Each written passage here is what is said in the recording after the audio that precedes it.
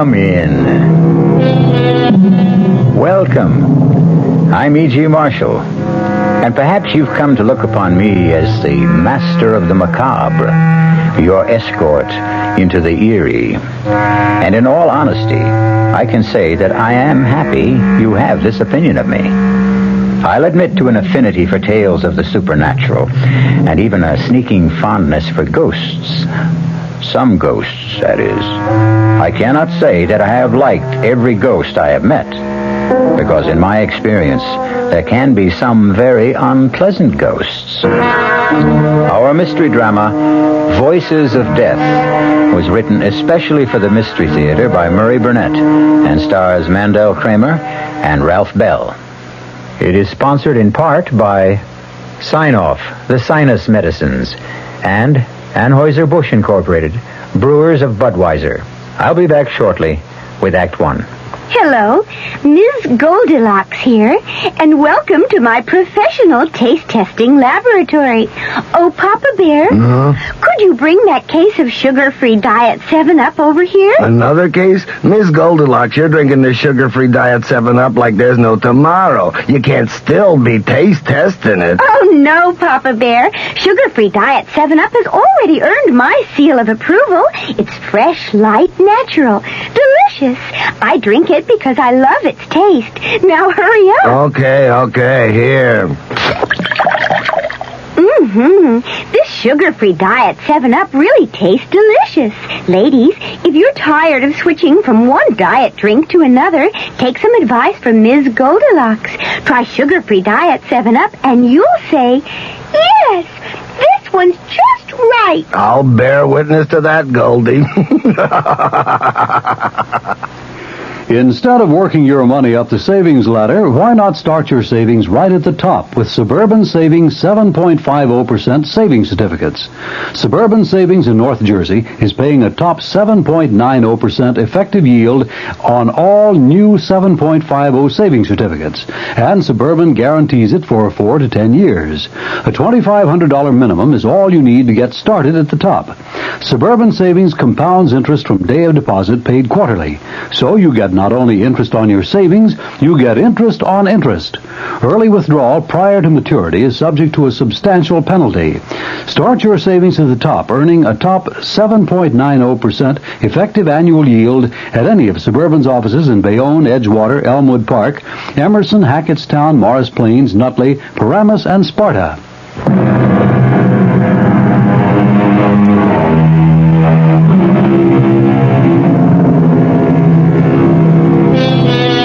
There are many stories about faceless voices that speak to lonely people.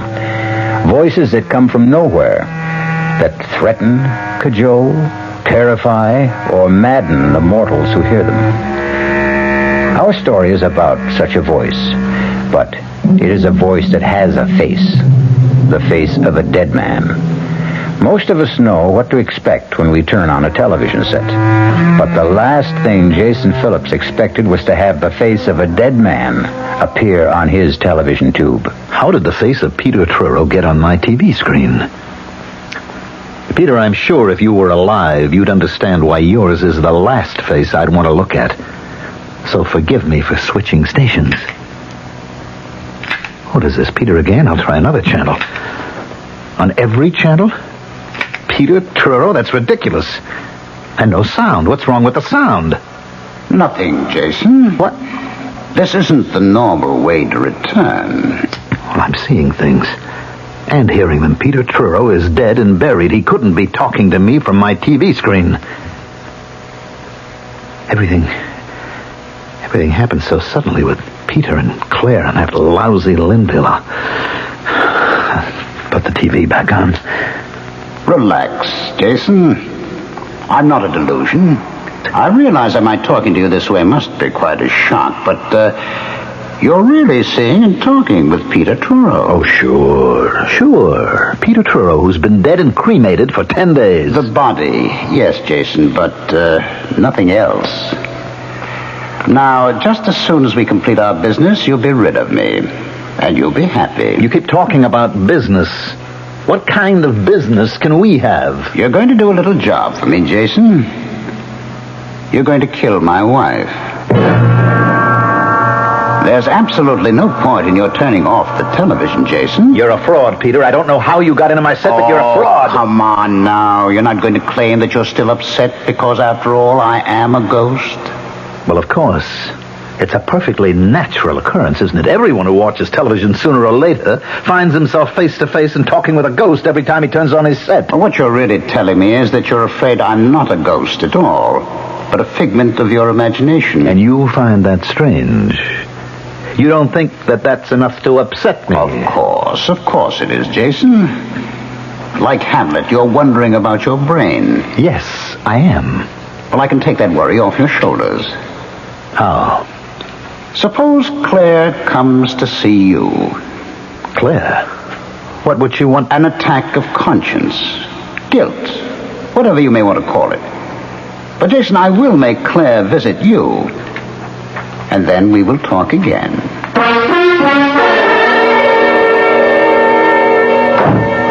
What in the world am I doing here anyway? Can you tell me, Jason? Putting on a marvelous act as usual, Claire. Why do I feel cold? Why do I have this feeling that Peter's watching? Which question would you like me to answer? Do you believe in ghosts? Of course not. Well, you sound so sure. So very. And you're not. I remember how you used to make fun of the whole spiritual scene. I said it was impossible. Claire, why this discussion? What made you phone me and come here to talk about... I've been having dreams. Dreams? Well, I'm no psychiatrist. Yes, dreams about Peter. He keeps telling me to come to you and explain about... Well, you know, how you lost the part in the play, and I'm not making very much sense, am I? No, you're not. I don't know why you came here, but I know damn well you'd better leave.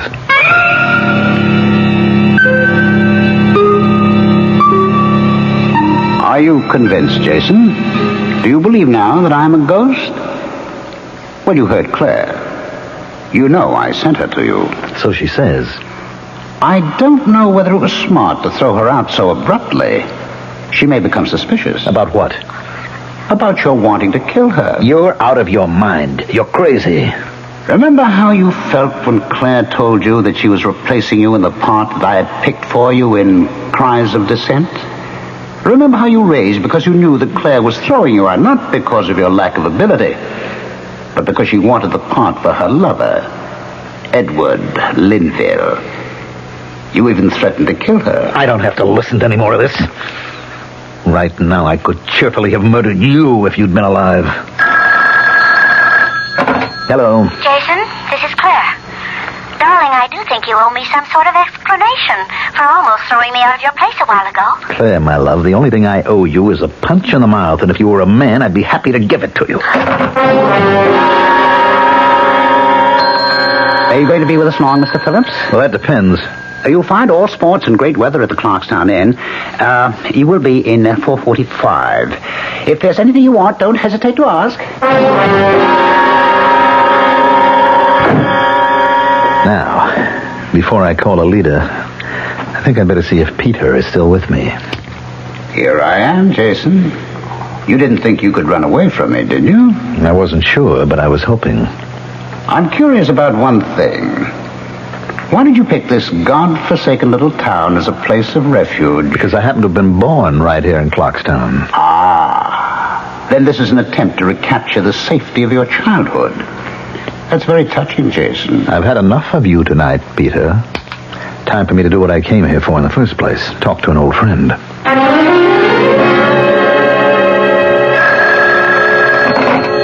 Hello? Alida, what a delight to hear your voice after all these years. And it is a pleasure to hear yours, Jason. Oh, Alida, you're too much. After all these years, you hear me say your name and immediately you know my voice. It is a distinctive voice, Jason. Are you calling from New York? No, I'm at the inn right here in Clarkstown. Matter of fact, I came here just to see you. How nice. But, Jason, there's been a lot of years since we last spoke. And right now it's almost past my bedtime. How about breakfast with me tomorrow?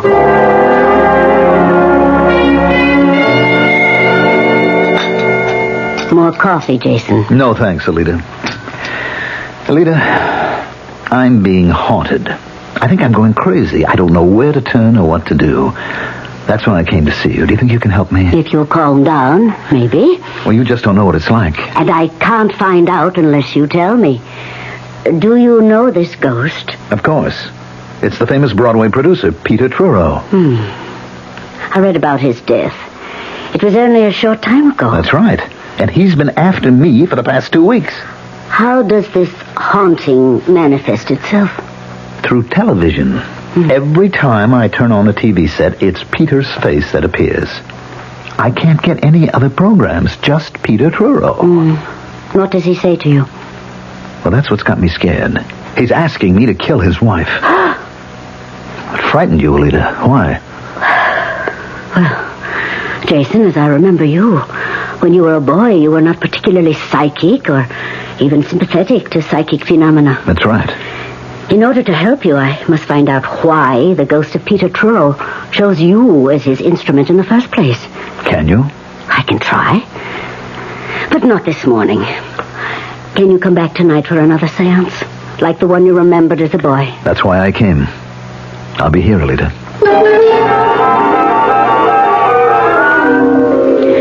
I can't promise anything will come out of this. I can't even promise to make contact. But if I do, you will have to keep absolutely quiet. Understand? Yes, I do. All right. Now, hold my hands. Tighter. Yes, that's it. The light is too bright. It hurts my eyes. I can't see. Better, yes. That's better. Now, I see. I see you quite clearly. Jason, why did you do this? Just when we two were getting along so well, you went and brought this stranger in. Well, Peter, Jason, you must keep quiet. You promised. Let him talk for himself. We have some wonderful chats when we're alone. Jason is a friend of mine. He has asked my help. Why did you choose him to torment? It is I who am in torment. You must know that. It is I who cannot rest until a vow has been kept. What vow? The marriage vow. Has it not been kept? Did you not plight love till death do us part? No. Our vow was to remain faithful and loving forever. We changed the marriage ceremony, and the vow has not been kept. And I seek revenge. I will have revenge. I will. Alita, are you all right? Yes. I will be fine. Just give me a moment. You sure you're going to be all right? Yes, I am sure about me. But I am worried about you, Jason. I am not sure about you.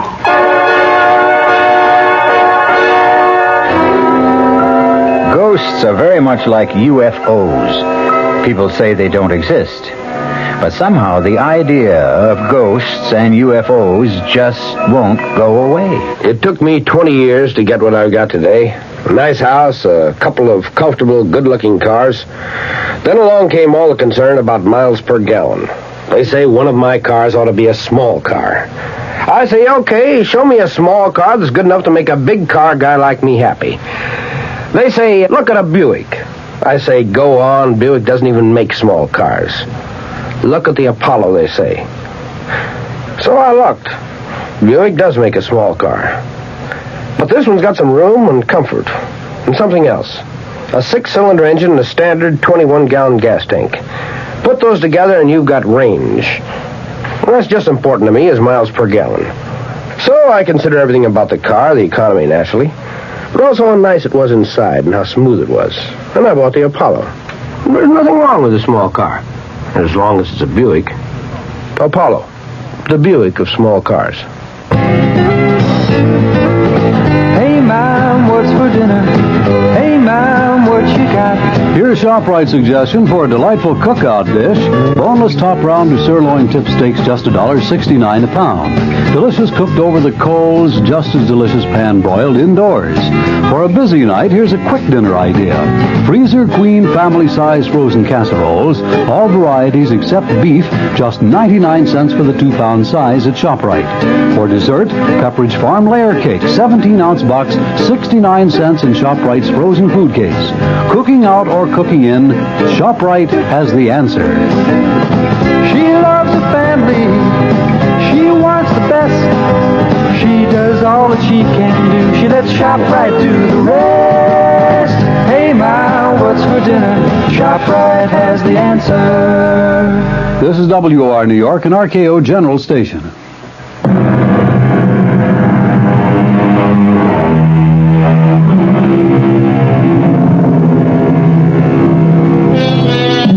The question of whether ghosts can have anything to do with dreams is one that has occupied the thoughts of psychics since people first began to talk about ghosts. Jason Phillips was haunted by a ghost, not in his dreams, but one who took over his TV set. Jason is seeking help, not from an analyst, but from an old and respected medium whom he had known since childhood. All right, Alita. I don't mean to start a discussion. All I want to know is, how do I get rid of the ghost of Peter Truro? I wish I could tell you. You mean I can't get any help? I'll have to spend the rest of my life listening to Peter insisting that I kill Claire for him? You can turn off your television, can't you? Oh, great. I'll never look at a TV set again. Is that your solution? How deeply was Peter devoted to his wife? What kind of question is that? A very important question. Well, there was a jealousy act that Peter was putting on. What made you think it was, as you put it, an act? Because nobody could have been that jealous. What about the relationship? Was it a good one? I don't know. I never stopped to think about it. There was the difference in age. I mean, Peter was some 18 years older than Claire, and he was Broadway's outstanding producer, and she was an actress. Are you trying to say that Claire married Truro to advance her career? That she didn't love him? Well, there was no question that Truro worshipped Claire, that he'd do anything for her. She liked Peter, but, well, I think the feeling was deeper on his side than hers. And how did you feel about Claire? Alita, I don't see the point of all this. Ghosts do not choose people to haunt unless by design. In order even to begin to help you, we must try to find out why Peter Truro chose you as an instrument for his vengeance. How do you feel about Claire? Well, I'm certainly not fond of her. After all, she was responsible for my losing the part in Cries of Dissent. You wanted to kill her. Don't be ridiculous. You sound just like Peter. You won't admit it to yourself. But you're secretly delighted with the idea of punishing Claire Truro. And there is no way you can get rid of Peter Truro until you do. Welcome home, Jason. So nice to be back with you. Cut it, Peter. I liked your friend Alita. Oh, I'm glad. Well, now that your investigation has proved that I'm really a ghost and not something your imagination cooked up, we can get down to specifics about killing Claire. Now, let's get this straight. I evidently can't stop you from appearing on my TV screen. But I am not going to kill anyone. Not even Claire. I'll show you how you can get away with it. I'm not interested. What can you lose by sitting down and picking up a piece of paper and a pen? I don't know. Admit you're curious. All right, I'm curious. Oh, come on, Jason. You know we both burn for revenge. You because Claire fired you from Cries of Dissent to replace you with her lover, Edward Linville. Who is awful. Have you seen him? Oh, I don't have to. I know he's terrible. But he's playing the part. And he's sleeping with my wife, so, get the paper and pen, eh? All right. Now write the following. My darling, this should not come as a surprise, since we talked about your unfaithfulness. Now, wait a minute, Peter. There's not much more. Unfaithfulness many times. And you know that I said I would kill you. My dearest, prepare to die. And sign it, Peter. What do you think she'll say when she finds that in her desk drawer? Well, I think she'll laugh because she'll know it's an obvious forgery. Well, take another look, Jason. And then tell me if you recognize the writing. What? How did you do it? This is your handwriting.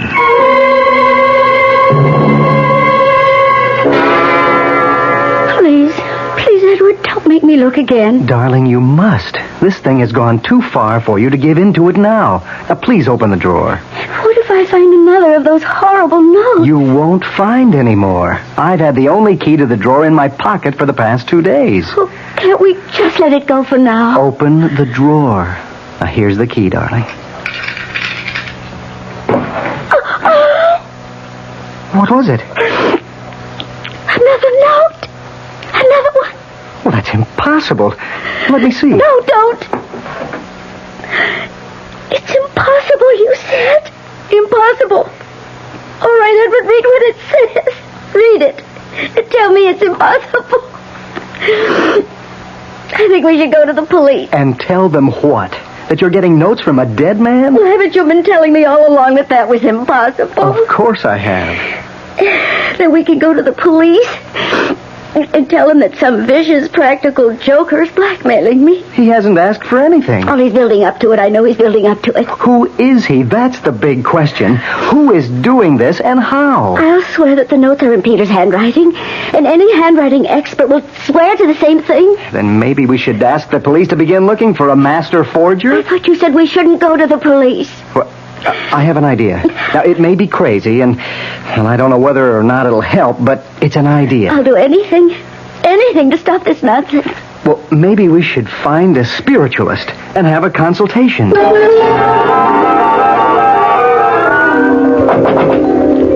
Who is it? Ed Linville. Well, if I say I'm surprised, I'm sure you'll understand. Completely. And I'm sure that you'll understand that I wouldn't be here in your apartment unless I thought it was very important. Granted. I'm here because I can't help feeling there's some connection between you and some crazy notes Claire's been getting. Notes? Don't think I understand. Somebody has started a systematic campaign of persecution against Claire. Well, why don't you go to the police? Because I'm afraid of the publicity. Claire will look silly because the persecution is seemingly directed by Peter Truro. Well, she can't be serious. How could Peter That's what everyone's reaction is, because I can't explain the notes. That's the second time you've mentioned notes. They're vicious, handwritten little jottings, all reminding her of some silly vows that she had made with Truro before they were married. And they threaten her life. They're all signed by Peter Truro. Well, it's impossible. That's what I said. Claire insists that the handwriting is Peter's. It's been checked by 3 handwriting experts. All 3 say Claire's right. The handwriting is Peter's. Well, that still doesn't explain what brings you here to see me. I told you, Claire's sensed there's a connection. She told me she came to see you. Yes, she did. And she told me you behaved rather strangely. Look, I know you're worried about Claire, so I'm giving you a lot of latitude, but you're really beginning to annoy me, Linville. I'm just trying to find out why you got so angry with her when she was only talking about her dreams. She came here, I thought, to ask my forgiveness for the raw deal she gave me in Cries of Dissent. A deal which you were part of. Now, why should I sympathize with Claire and her problems? We were never that close before Peter died, and as far as you're concerned... Can you forget that I replaced you? You don't have a right to ask me to forget. Oh, yes, I have. And I'm going to get some answers, or the cops are going to get some information, even if it means bad publicity. The cops? Claire and I went to a medium. We showed her the notes. We told her all we knew. She held a seance, and she came up with your name. And that's what you're going to tell the cops? That and the fact that you're mad because I replaced you in Cries of Dissent. You've had this coming, and now you're going to get... I'll kill you, so help me, I'll kill you.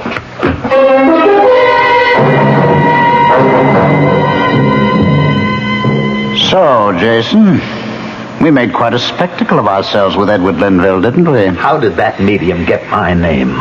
She must have been extraordinarily perceptive. You know that it was a she. You're in on this. Oh, really, Jason, you're becoming paranoid. Since I'm obviously depending on you to kill Claire for me, it would be extraordinarily stupid for me to have you suspected even before the crime. Nobody is going to be suspected because there isn't going to be any crime. Oh, your adrenaline's still working overtime because of that scrap with Linville. When you calm down, you'll realize what a fool you're making of yourself. No need to remind me. I realized that the minute Linville said he'd been given my name. What story can Linville take to the police? He can accuse me of writing poison pen letters to Claire. He can? On what evidence? The word of a medium? According to Linville himself, Claire had the notes checked with a handwriting expert who swore that the handwriting was mine. Now, how does that point to you? Why can't you leave me alone? Oh, come, Jason. You were having a ball with the notes and watching the effect they had on Claire? All right, I'll admit that, but writing nasty little notes is a lot different than killing. Well, of course it is. And you want me to guarantee that no one will ever connect you with the killing. That's what you really want, isn't it, Jason? Look, you're too smug for me to argue with. There's no point in any further discussion, so... Now, hold on a minute, Jason, hold on. I want to tell you how I can guarantee your being in the clear. Like promising me you won't give the police my name. I offer you complete safety. How? A suicide note. Suicide? Exactly. Claire will commit suicide. Take an overdose of sleeping pills and leave a completely authentic suicide note to prove it. You mean you're really going to drive Claire to suicide? Don't you think Claire is the suicidal type? No. I agree.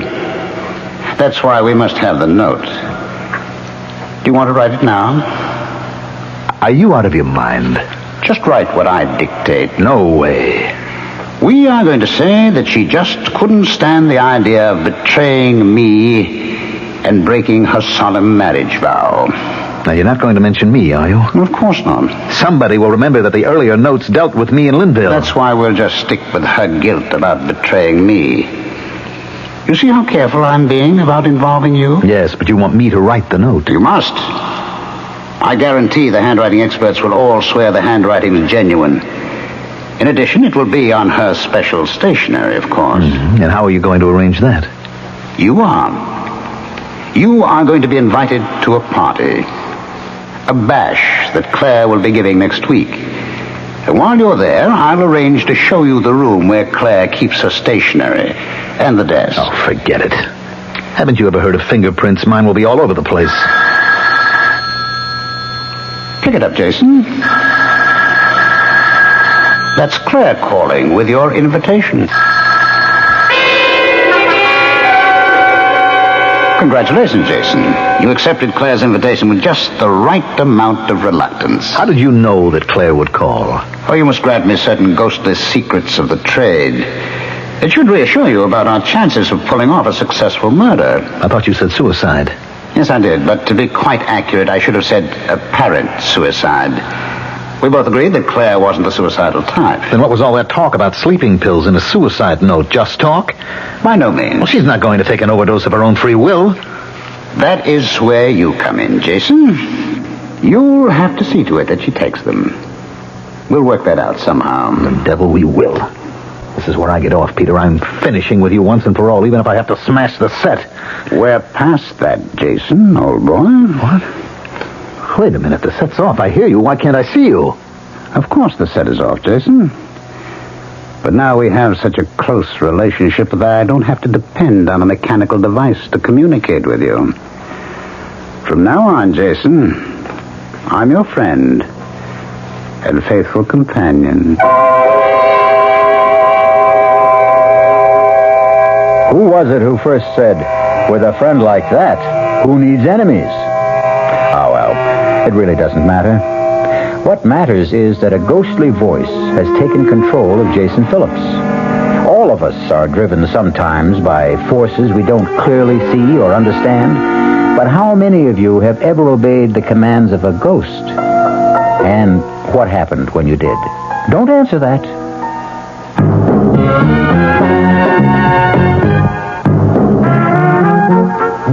Some beer drinkers have funny ideas about beer. They think beer improves with age, like wine. Well, find a brewmaster, though. You'll find a beer drinker who knows better. The Budweiser brewmaster says it all depends on how beer is aged. Just letting beer sit in lagering tanks makes it older, not necessarily better. That even goes for keeping a case around the house for a couple of months. But there is one kind of aging that's good for beer. The Budweiser kind. Beechwood aging. In this kind of aging, something happens. It lets all the flavor of the choicest hops and best barley malt that go into Budweiser get through to you. Sure, it takes more time and trouble to brew Budweiser that way, but brewing beer right does make a difference. Anheuser-Busch, St. Louis. Eyeglasswares, why buy glasses without a guarantee? Especially the kind of guarantee you get at the 15 Hillman Cohan Vision Centers in New Jersey. It's a unique you bust 'em, we fix 'em guarantee, and it comes with every pair of glasses they dispense. If they break, take back the pieces and they'll fix or replace them unconditionally for 1 whole year. Who else gives you such a guarantee? And such an unbelievable selection. Hillman Cohan Vision Center. Everything for everybody who wears or buys eyeglasses, including complete 1-hour service for most glasses, satisfaction assured. No wonder Vision Center is growing so fast. Check out the one nearest you. They're all open daily, 10 to 9, Saturdays till 5. Put on a happy face at your Vision Center. Get 1-hour service in the Great Eyeglass Guarantee at 2 Hillman Cohan Vision Centers in Wayne, Route 46 opposite Willowbrook, and in Wayne Hills Mall, Hamburg Turnpike. Bank AmeriCard and MasterCharge accepted.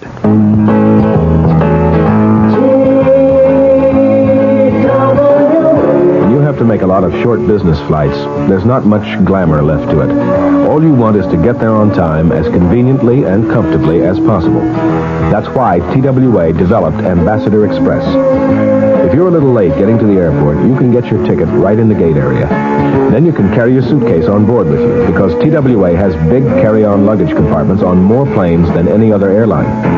In coach, the TWA twin seat lets you fold down the middle seat if nobody's there and sit a comfortable 2 across instead of 3. And we've set up our schedules with convenient return flights, so you can usually fly out in the morning and back home again that same evening. TWA's Ambassador Express. It's a business-like approach to flying on business. TWA has 44 Ambassador Express non-city, Pittsburgh, and Indianapolis every business day. Call your travel agent or TWA.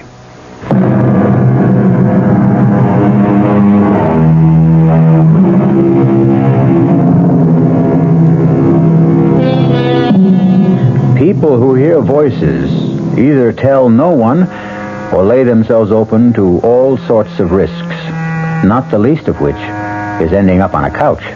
Actor Jason Phillips has been hearing the same voice for weeks. The voice of a Broadway producer who keeps urging Jason to kill the producer's actress wife.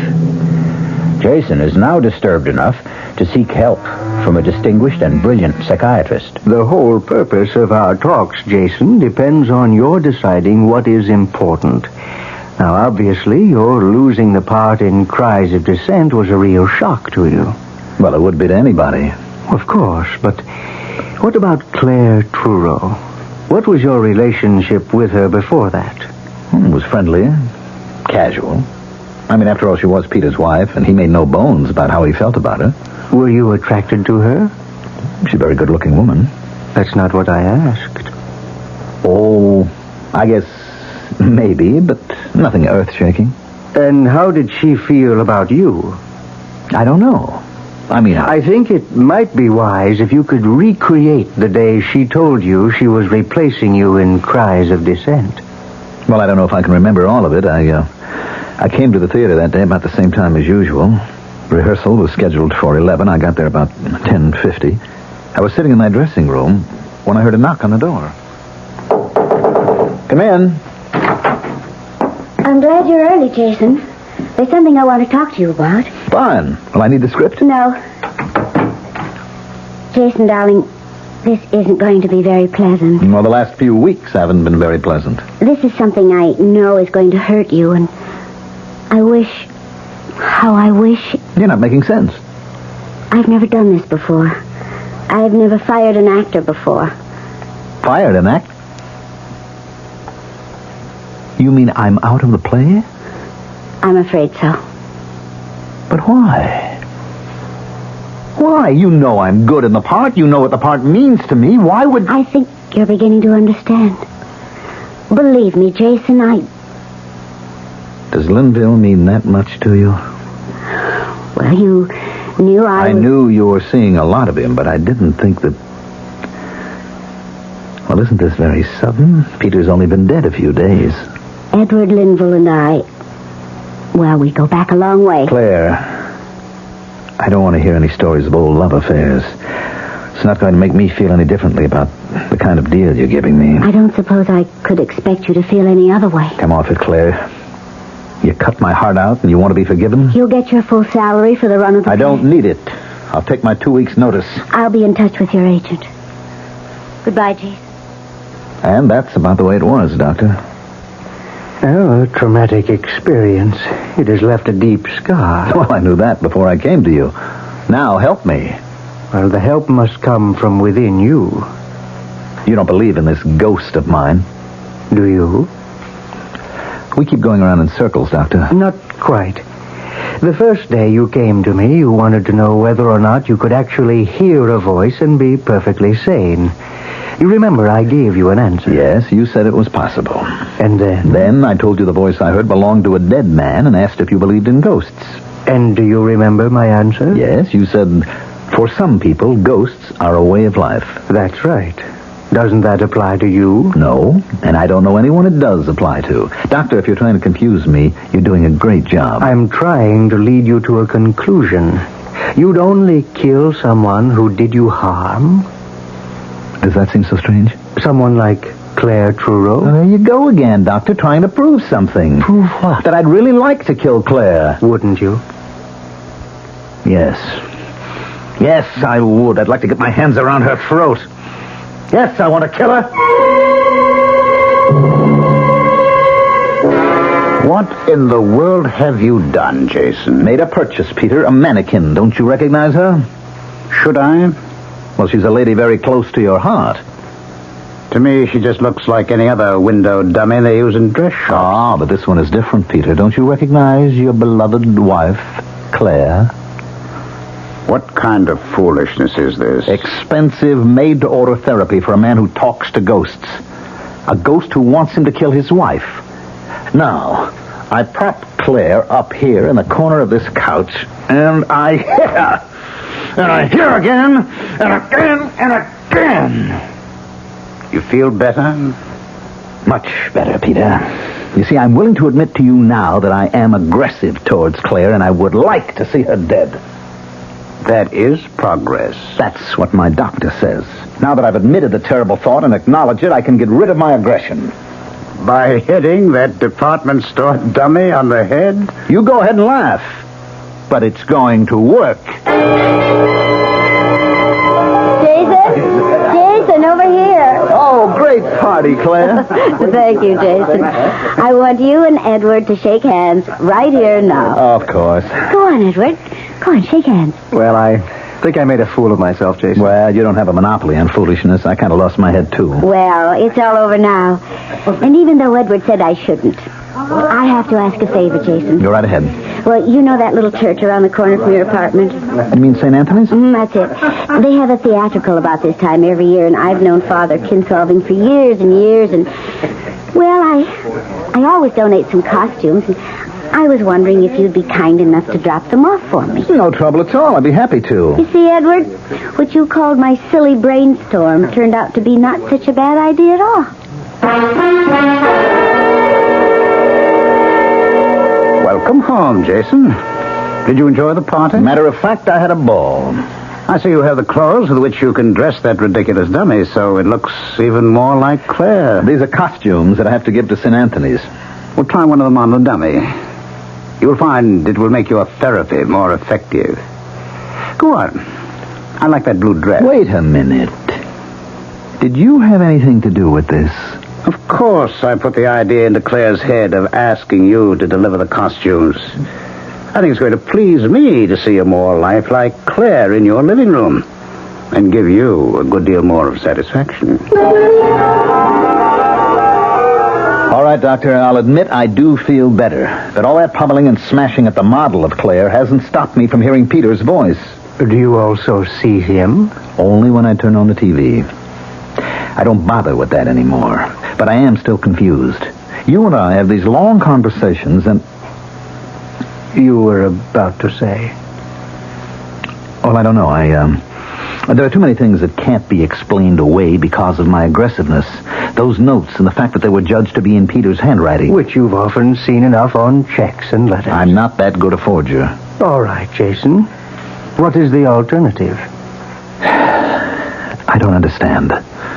We've come a long way since you first came here. Let's assume that you didn't forge the notes. You know who wrote them, but someone else dictated them.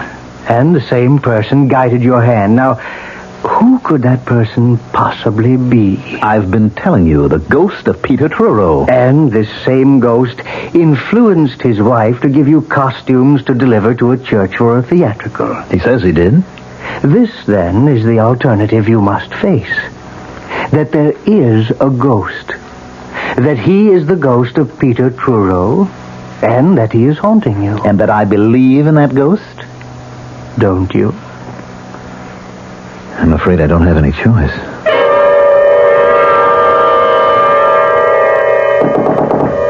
Who is it? Alida. Oh, come in. Thank you for coming so soon after I called. I'd never forgive myself if I hadn't. Who's that? It's just a dummy dressed in Claire's clothes. You must get rid of it. Well, I will, but I asked you to visit with me. Get rid of it now. What do you want me to do, throw it out the window? It doesn't matter.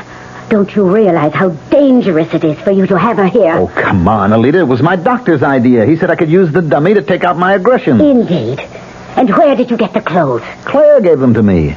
Does she know how you're using them? She gave me a lot of stuff to give to a church theatrical. I kept this one dress out. Are you so friendly that she would ask you to do her a favor like that? Look, I'm afraid I've gone as far as I can with the doctor. He feels that it's all my subconscious.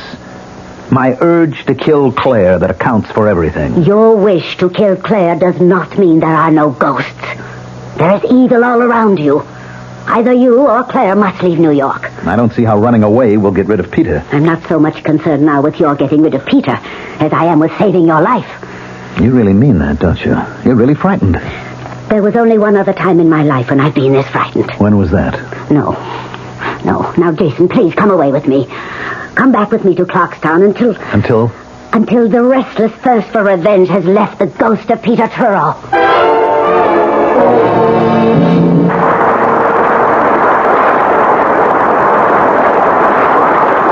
You were sensational tonight, Claire, my love. Thank you, Edward.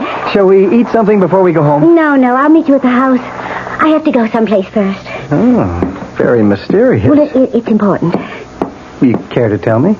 I'm afraid you disapprove. Well, if it's what I think it is, I certainly will do more than disapprove. Oh, be a darling and don't ask any questions. I'll tell you all about it when I get home. Now, Claire, I have to get this makeup off, and You're not going. Now, don't be silly, Edward. You don't even know where I'm going. Stop treating me like a child, Claire. It's obvious that you're taking that last note seriously. I want these notes to end. I want this whole situation to end. Can you promise me that you can stop it, Edward? No, but... This last note says I'll have all the answers if I go alone to Jason's apartment. And you believe it that? It also says I'll find the door open. I'm going there. And if the door's open, I'll go in. But, Claire, you know where I'll be. And if I'm not home in an hour, you can come after me. Call the police or do anything you want.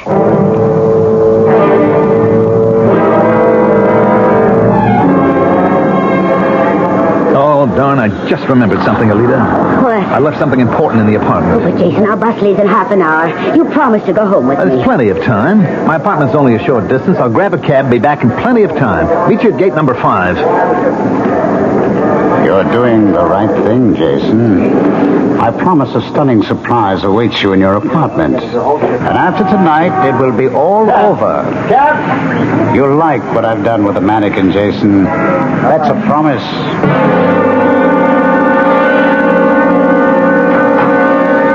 door is open. That part of the note is right. Jason? Jason, are you home? Oh, darn. Oh, where are the lights? Oh, what's this? Jason, you're not playing some silly game, are you? Oh, a dummy. Some kind of store figure. Jason, whatever you're up to, get this thing away from me. It's just where a dummy belongs, on the floor. Jason, I'm too old to be afraid of the dark. I'll just sit and wait for you. And if you don't come soon, Edward will be here. I'm warning you. Oh, I thought mentioning Edward would do it. Switch on the light, Jason. Oh, Peter, this is what your surprise is. You've made the mannequin talk. Marvelous, Peter. Who are you talking to, Jason? Please turn on the light. Thank you, Peter. This is really wonderful. Jason! Are you mad? And the throat feels like real flesh. My hands are closing around real flesh. I don't know how you did it, Peter. Jason, you're killing me. Jason, stop. That finishes you once and for all. Now, a little light. Clear. It's really clear. Of course, Jason. I've kept my promise and you've done the job. Now you're rid of me forever. Goodbye, Jason. Claire, I've really killed you. No. Oh, no.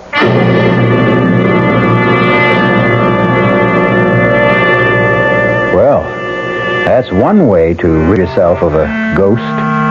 Jason Phillips was no longer haunted. However, I certainly don't recommend it, for rule. I do recommend, however, a more generous suspicion of disbelief. One tells you he's hearing voices he can't explain. I want that sinus medicine. Headache tablets? No, sinus medicine. Sinus tablets. Helps the headache under pressure. Oh, you mean sign-off. Exactly. Headache pain is one thing. A sinus headache is something else. Sometimes your whole face can seem to throb with pain. You want relief. Take Sign-Off tablets. SINEOFF. The sinus medicine that gives you a full dose of pure aspirin plus a sinus drainer. Sign-Off. The sinus medicine that helps relieve sinus pain while you drain. And Sign-Off doesn't stop there. Have you tried Sign-Off Sinus Spray, the fastest known form of sinus congestion relief? It works in seconds. That's Sign-Off Sinus Spray. When sinus flares up, use Sign-Off tablets and spray, only as directed. SINEOFF. Sign-Off. Exactly. Sign-Off, the sinus medicines in the bright red box. And now, another story of the ball and chain, as Kellogg's Special K presents The Library. Welcome to the public library. May I help you, sir? Yes, I'd like to check out Famous Laundromats of the World by Audrey Schnorbart. Sir, excuse me, but isn't that ball and chain you're wearing just like the ones they use in the Kellogg's Special K commercial? This ball and chain? Yes, that one. How are you going to get rid of it? Well, lots of good exercises, and by eating smart at every meal, starting with the Special K breakfast. Don't you have to watch your calories? Yes, and the Special K breakfast is less than 240 calories. Less than 240 calories? Right. A 1-ounce bowl of high-protein Special K, 4 ounces of skim milk, tomato juice, and coffee. It's really tasty, and it's going to help me get rid of this ball and chain. I'd say it's long overdue, get it? Your happy ending could begin with the Special K breakfast from Kellogg's. Commuting. We're big on that. Time is money in the business world. That's why Ozark offers commuter flights that get you there and back the same day. Don't ever let a few hundred miles stand between you and big business opportunities. If you're long on work but short on time, let Ozark make your day pay off. Commuting, we're big on that. Go Ozark Jet to Champaign, Urbana, Peoria, and Springfield, Illinois. Call Ozark or your travel agent. Our cast included Mandel Kramer, Ralph Bell, Evie Juster, and Bob Caliban. The entire production was under the direction of Hyman Brown. Radio Mystery Theater was sponsored in part by Buick Motor Division, the Kellogg Company, makers of Kellogg's Special K cereal, and new sugar-free Diet 7-Up. This is E.G. Marshall inviting you to return to our Mystery Theater for another adventure in the macabre.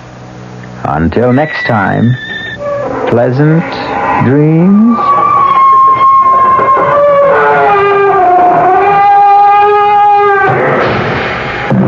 The WR Mystery Theater has been brought to you by ShopRite Supermarkets, where you get a lot more for a little less, and by Suburban Savings, with offices throughout North Jersey.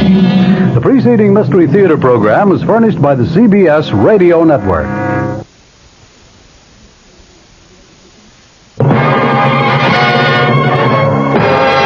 I'm Fulton Lewis in the Mutual Broadcasting System studios in Washington, D.C. Now, my commentary.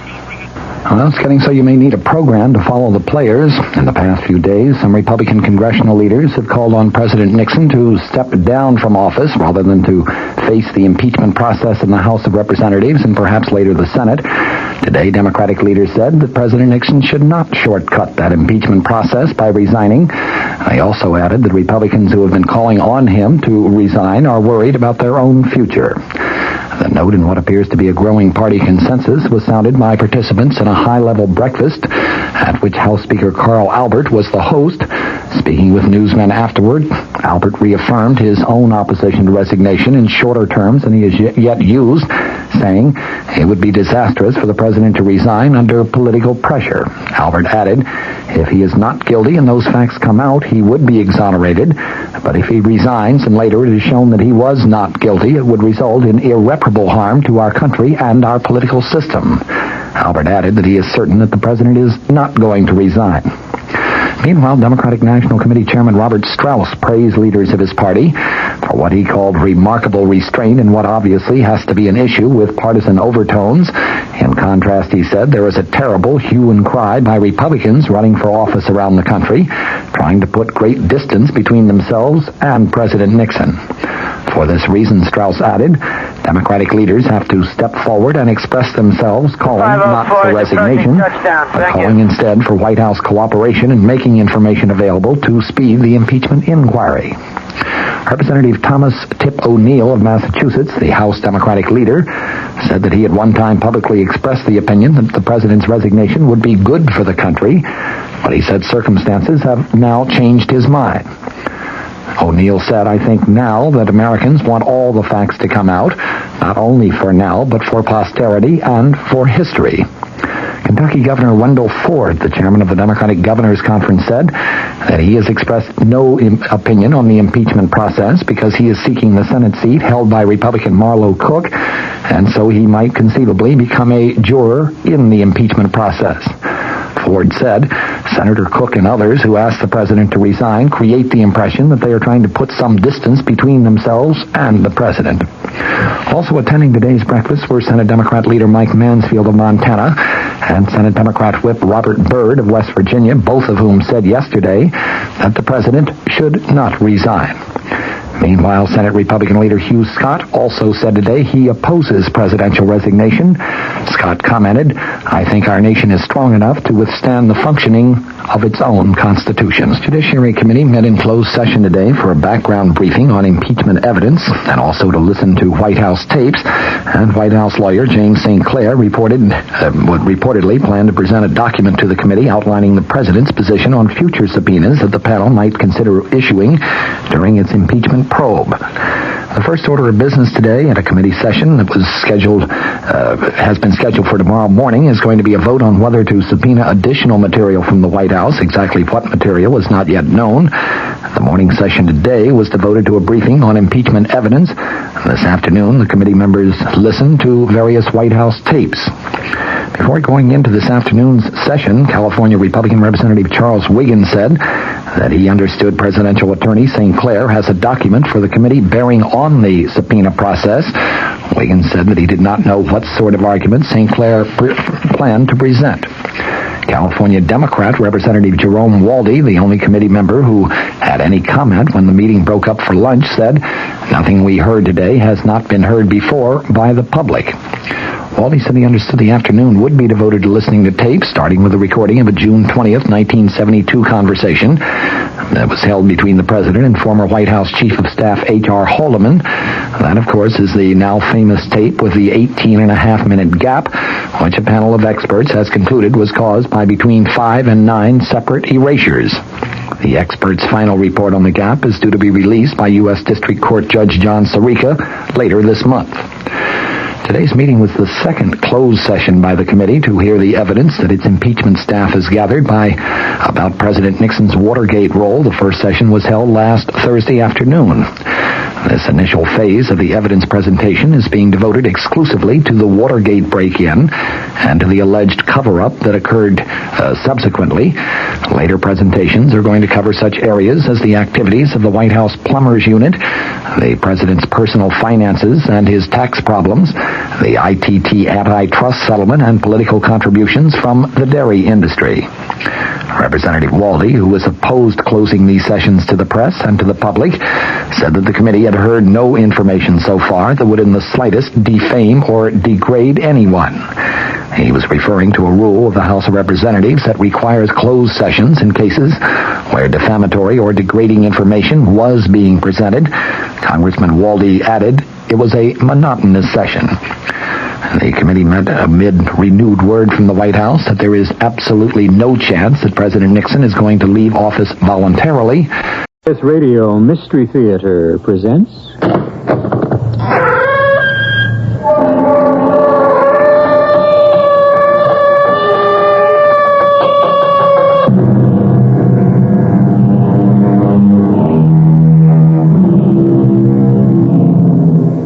Come in.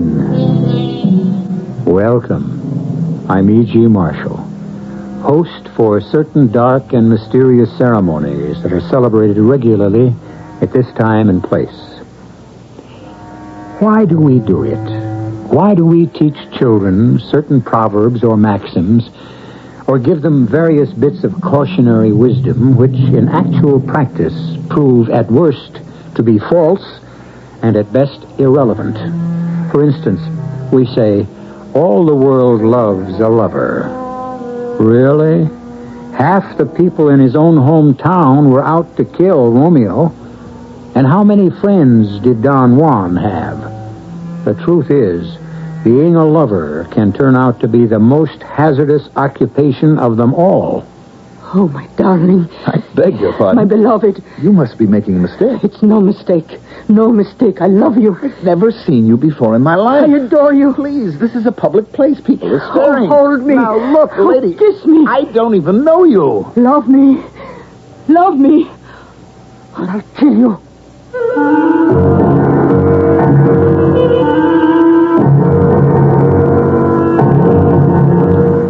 Our mystery drama, Demon Lover, was written especially for the Mystery Theater by Sam Dan and stars Mandel Kramer. It is sponsored in part by True Value Hardware Stores and Buick Motor Division. I'll be back shortly with Act One. Painting may be the least expensive way to improve the appearance of your home. This week, True Value Hardware Stores make it even less expensive. Hi, Pat Summerall to tell you it's National True Test Paint Week at True Value Hardware Stores. That means right now True Test paints are selling at their lowest prices of the year. True Test standard interior flat latex is just $4.97 a gallon. It gives a soft, velvety finish to walls and ceilings, covers most surfaces in one coat, and comes in white or 8 colors. True Test standard one-coat ceiling latex provides ceilings with high-hiding suede tone finish that won't turn yellow. In white only, it's just $4.97 a gallon. And True Test standard latex house paint is just $5.99 a gallon. Its low sheen finish hides irregularities, and it comes in white or 4 ready-mixed colors. Get True Test paints at their lowest prices of the year during National True Test Paint Week at participating True Value Hardware stores. Just tell them Pat Summerall sent you.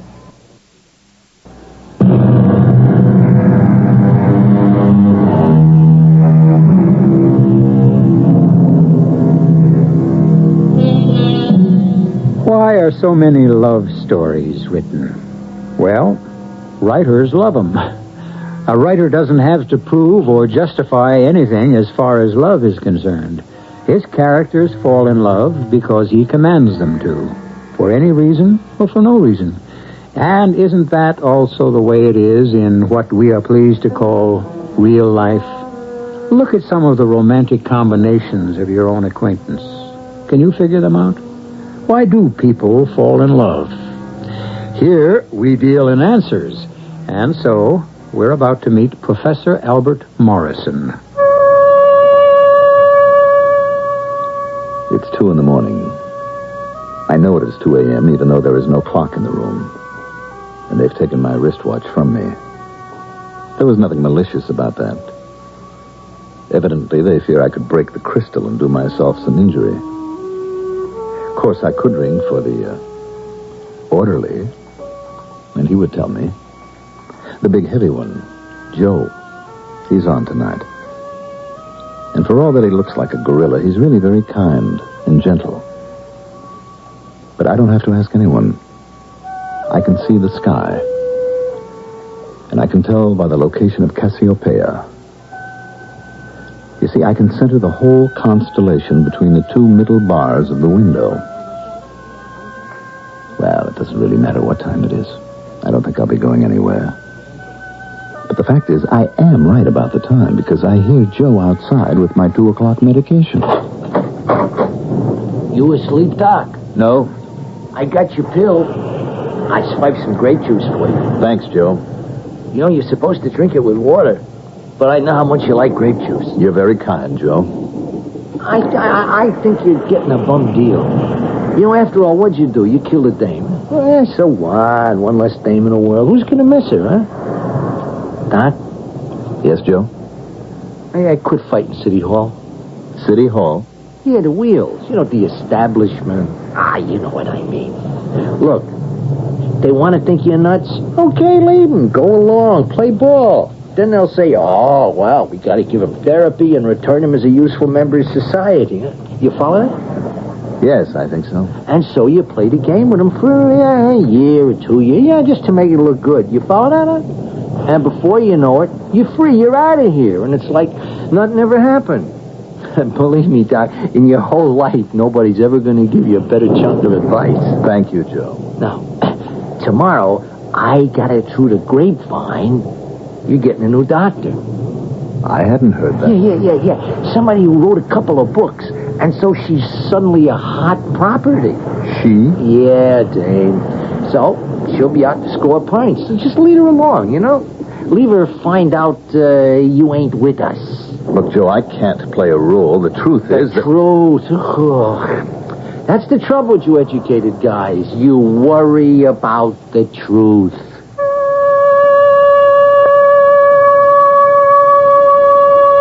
A new doctor. Why am I being given a new doctor? And a woman doctor. I don't like this. I was feeling very comfortable with Dr. Rader. Is that why we're changing doctors? Because I'm comfortable? Oh, listen to me. I'm becoming paranoid. Actually developing a persecution complex. These people are only doing what has to be done. After all, according to the circumstantial evidence... But why a new doctor? And why a woman? What kind of game is she going to play with me? I've already told the entire story, Dr. Mallow. I know you have, Dr. Morrison. It does seem odd that we call each other doctor. I have a Ph.D. in astronomy. I don't insist on being called doctor. Nor do I. But since I am the patient, it is altogether fitting that I call you doctor. You are the patient, and I am the doctor. Why? Because these are the roles that have been assigned to us by society. Who knows? It is entirely possible that I shall be helped more than you by our sessions. I see. A brand new technique. Why do you say that? Oh, I've become an authority on psychiatrists. We have the austere ones, the friendly ones, the clinical ones, and now, you. How do you classify me? Well, you seem to be a we're both in this thing together type. Well, we both are. Tell me, what happened? Doctor, why do you persist? Why do all of you persevere in this pathetic little game? I'm not aware that it's a game. I was under the impression that absolute truth between doctor and patient is the cornerstone to any success in this type of relationship. I am new to this case. I have no preconceived... You saying you know nothing about me? Nothing. Am I to assume that you never have read the papers, looked at a news program? The news media can only examine the skin of the orange. What lies beneath is beyond their capabilities. I see. We have here a phrase maker. It's the truth. Therefore, you intend to peel me as if I were an orange, to reveal my hidden juices. With your help. Doctor, why aren't you honest? Why doesn't everybody come clean? You're out to prove I'm crazy, and you know it. We'll play the game. But I'm sane, Doctor. I am as sane as you are. You could be making a self-damaging statement. You know you're very soft and very gentle, with just a touch of wry humor, very much like Dorothy was. Same blonde hair. Dorothy. Is it possible? Are they that diabolical? Who is Dorothy? My wife. She was my wife. She died 5 years ago. She was the only woman I ever loved. And I remind you of Dorothy. In many ways. So they have found what they think is a psychological softening up process. They'll expose me to you. It won't work. I'm sane. Tell me what happened. For the 987th time, I was in the Logan cafeteria in the faculty administration building when a woman I had never seen before in my life threw herself at me. Don't just tell it. Try to relive it. Try to reveal to me what it looked like, felt like. All right. It passes the time. I've already said I was in the Logan cafeteria. I generally don't eat there, but on Fridays they have New England clam chowder. So I bought myself a bowl, and I found a quiet table, and I was enjoying my clam chowder. It was thick with large, succulent clam chunks. God was in his heaven, and all was right with the world, when suddenly she hurled herself at me, knocking the clam chowder to the floor in the process. I remember I said, "Madam, please," but she threw her arms around me, began to cover my face, mouth with kisses. "Please, madam, please." Oh, I love you. I love you. You must be making a mistake. Darling. What is the meaning of this? Please, who are you? I must have you. Always. Madam, this is certainly some mistake. No. Now, please. No. Don't push me away. Take me. Love me. You have confused me with someone else. No, I know who you are, what you are. Now I know why I was born, to love you. I tell you, this is all a mistake. I wouldn't want you to make... Love me now. Look, can't we discuss this? Love me here. Rationally, love please. Me. We're starting a scene. People are looking all over. I don't care. I defy the world. I don't care. Excuse me. Please, excuse me. Oh, love me. Please, will you excuse me? I adore you. Excuse me. Somehow I broke away from her. I ran to the door into the street. I ran all the way across the campus. I didn't stop running till I came to my apartment. When I arrived there, the phone was already ringing. Hello? Morrison, this is Clemens. Yes? Jim Clemens, President Clemens. Oh, yes, sir. Get over here to my office at once. Jim? Mr. Clemens. President Clemens, sir. Oh, boy. Well, Doctor, when the president of the university says, get over here, you get over there. And I did. And he was loaded for bear. He harangued me for 10 solid minutes before I could get a word in edgewise, and when I finally did, he refused to believe it. You expect me to believe that? It's the truth. Now, I warn you, Al, don't insult my intelligence. I know how you feel about me. I know how you all do. I got the job because I know how to raise money, not because of any intellectual brilliance. Now, you look down on me, but don't you think you can take me in with a story like that? I haven't told you a story.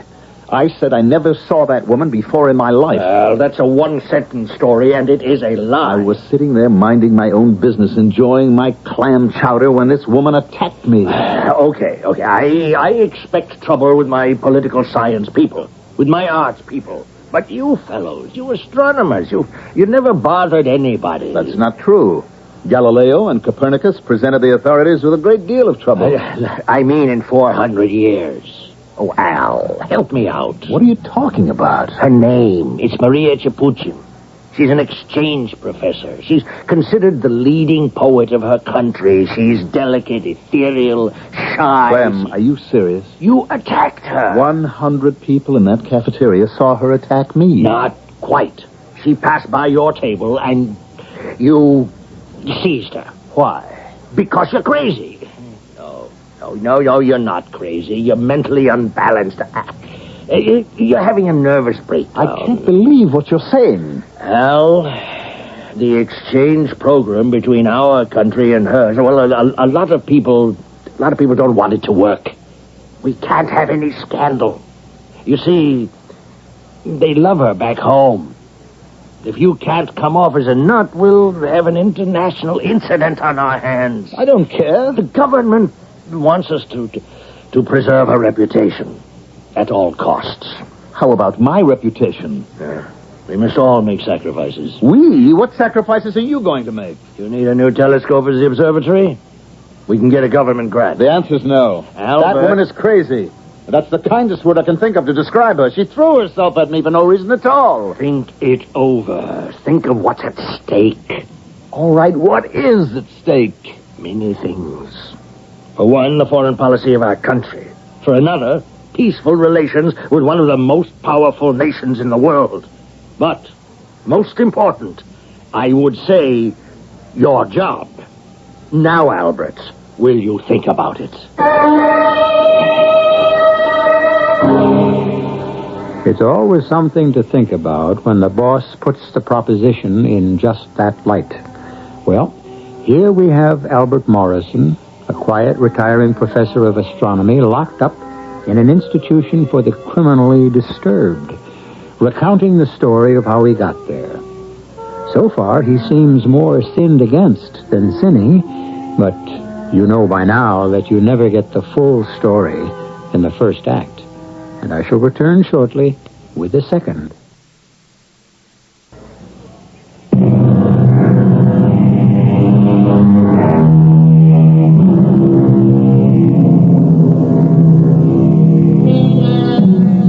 There I was, minding my own business, when this beautiful blonde threw her arms around my neck and started making passionate love to me.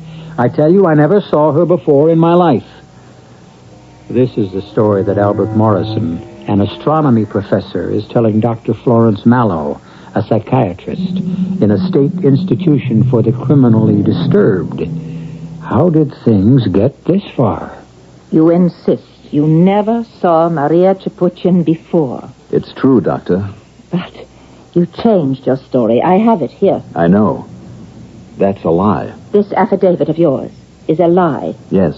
Why did you sign it? They brainwashed me. Are you serious? Doctor, what do you think brainwashing is? Weeks? Months? Of physical and mental torture? Until at last the exhausted and ravaged psyche collapses? No. It can be done in an hour. Even less. By playing on what a man believes in. Honor, duty, responsibility. That's what he convinced me of, finally. Don't threaten me, Clem. Before you fire me, I'll quit. Albert, please. Now, I wouldn't do that, but there are times... Look, Albert. A man has to make sacrifices for his country. The more peaceful contacts we can have with her country, the better for our economy. Albert, it is the policy of our government, our democratically elected government has chosen in relation to her country. And who are you to sabotage relations between us and them? Especially since you believe in peace. This stubbornness of yours could cost friends of yours their jobs. Now you must help us. All right, Clem, let's make sure we understand each other. We do. I was minding my own business, and she simply attacked me. Now, that's what happened, isn't it? Yes, absolutely. But for public consumption, and for reasons that we understand, we're saying that I was the aggressor. Precisely. Now, just sign this affidavit that you've been feeling psychologically disturbed for quite a while, and you request psychiatric help. I still don't know if I'm doing the right thing. Albert, we are in your hands. You must save us. All right. Well, when do I have to go to the nut house? Oh, please, Albert. It's a sanitarium. When? Well, now, I suppose. I mean, why wait? Well, I have some things to take care of. Papers I want to finish. I'd like to work on them tonight. Could I go in the morning? Absolutely. All right, Clem. Goodbye. Albert, I know how you feel. But believe me, one day we'll both look back on this, and we're going to laugh. And that's why you signed this affidavit? Yes. Very well. You returned to your apartment. What did you do? I put some things in order. I wrote another chapter in my book, and then... Yes? Then the bell rang. I opened the door. And she was standing there. Yes. She was standing there. Oh, my beloved. Oh, no. Please, I'm busy. Why, my beloved, do you spurn me, reject me? Just a minute. Let me close this door. Very well. We have no audience like the one in the cafeteria. You have no one to play to. Play? What is this act all about? Oh, I love you. You've never seen me before. Admit that. I love you. Look, I understand that you are the great love poet. Poetess back in your own country. Now, what are you out to do? Get some publicity? I love you. That needle is stuck. I adore you. Why me? I have 10, 15 years on you. What do you want from me? I worship you. Fine. Let it be the way you say. Love, adore, worship. Let's assume that you fell in love with me at first sight. That happens. But I didn't fall in love with you. Take me. I don't want you. You understand? I don't want any woman. The memory of my wife is enough for me. I must have you. You speak English. Don't you understand it? I will have you. I don't want to be impolite, but I must ask you to leave. I shall never leave you. Please. I was born to love you. Can't I make you understand? It is the will of the gods that I love you. I shall not disobey them. What gods? The gods. Can't you hear them? No. The gods are speaking. Fulfill your destiny. Love each other. Are you sure you're not writing a poem? We must not. We cannot. We shall not defy the gods. Oh, please, take me in your arms. Please, don't force me to do something. There's another woman. There was another woman. She must step aside to give you up. She is dead. She claims you still. She must give way. Whether she does or she doesn't, Miss Japuchin, quite frankly, I am not interested in you that way. No other woman shall have you. No other woman does have me. Dead or alive, she shall give you up. Let me call you a cab and you can go home. This is my home. Now, just hold on. You are my home.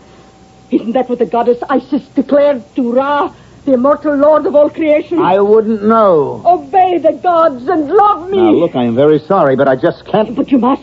You must love me. No other woman can have you. I'll kill you first. Now, just hold on a minute. I must kill you. It's the will of the gods. That pistol of yours is small, but it can certainly do the job, so don't point it at me. Say you love me. I really can't do that. Then die. No, you don't. Now, you let go of that thing, you idiot. I must kill you. Let go.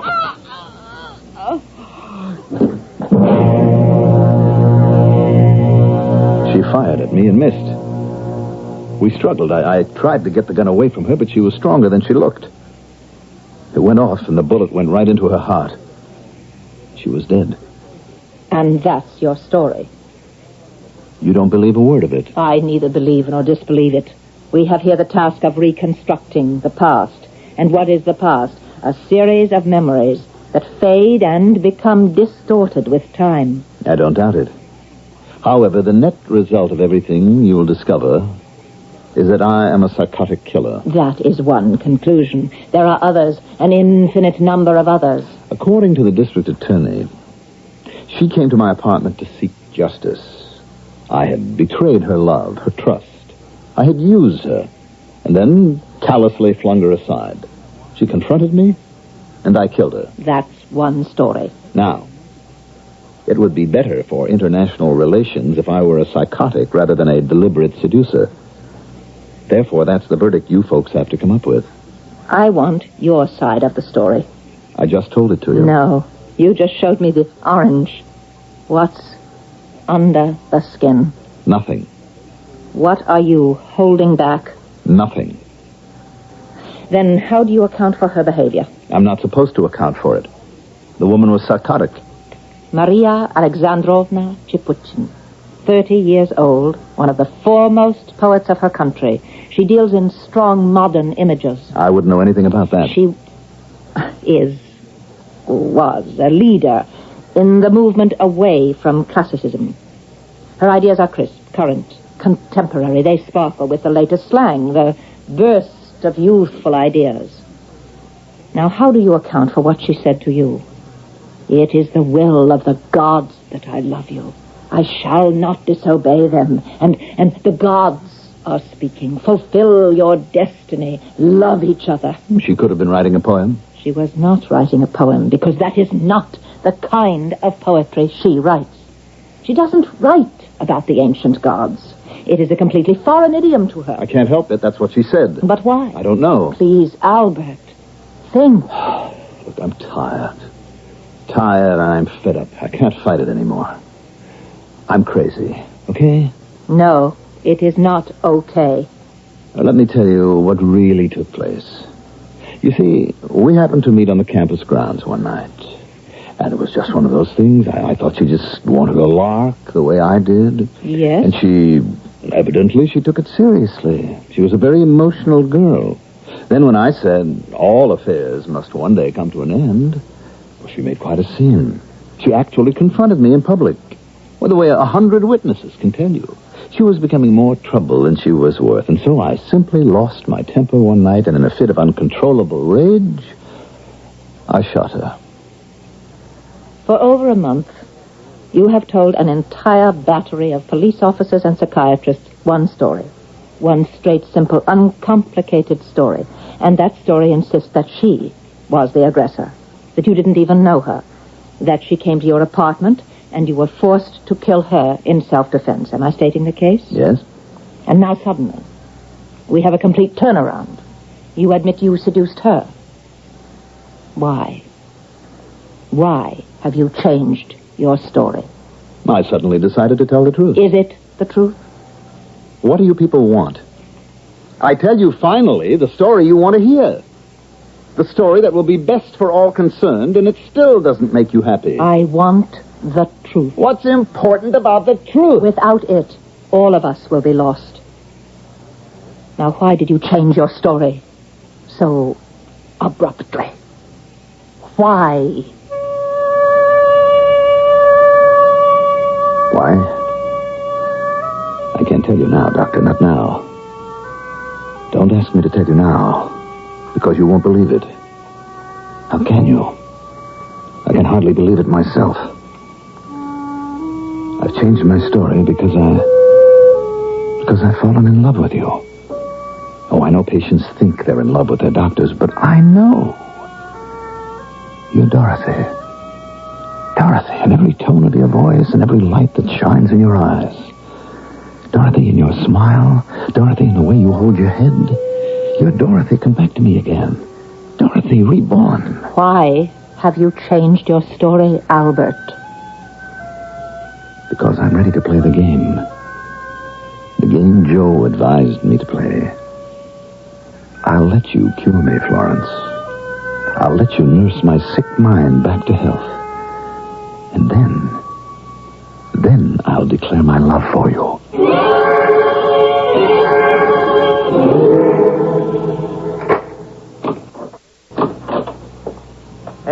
Hey, it's breakfast time, Professor. Wonderful, Joe. I'm hungry. Hey, way to go, Professor. Knock them all off. Minerals, vitamins, proteins. The whole church talking about you and that Dr. Mallow. Oh, what are they saying? Positive results, pal. You are now listed as a cooperative patient. You sleep good, you eat good. I feel good. Hey, Doc, keep it up. I mean, look. I see you finally took my advice. I don't know what you're talking about. That's the ticket. Dummy up. Don't admit nothing, not even to me. But just string her along, and you can be out of this joint by Christmas. And Doc, she ain't a bad-looking dame. And the grapevine says she goes for you.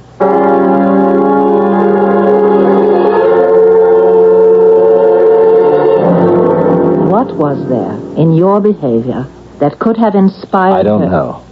Albert, I thought we agreed never to use that phrase. Instead, we would pause, think, and try to come up with an answer. Obviously, you were doing something to her. Yes? Something in your manner incited her to... Yes? Well, think. No. No, I better not say this. Say anything that comes into your mind, no matter how silly it may seem to be. Well, it's not something that was altogether of my doing. Perhaps another agency was at work here. What other agency? She spoke of the immortal gods. You remember she said she was following the will of the gods? The gods. But we are modern, rational people. I'm only telling you what exists in my mind. Well, enough for today, Albert. I'm not tired. Perhaps not. But I am. Yes, I can see that you're tired, my darling. And it's because we are no longer patient and doctor, but lovers.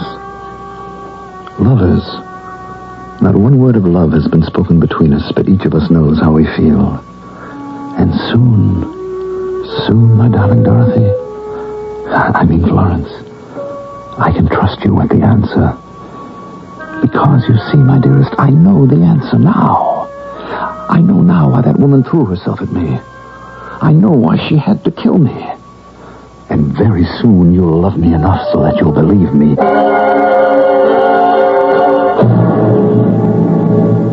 Very well. What does he know? Does he really know why poor Maria actually threw herself at him? If he does, he knows more than we do, and even more than she did. Well, all knowledge is usually revealed in the third act, and I shall return shortly.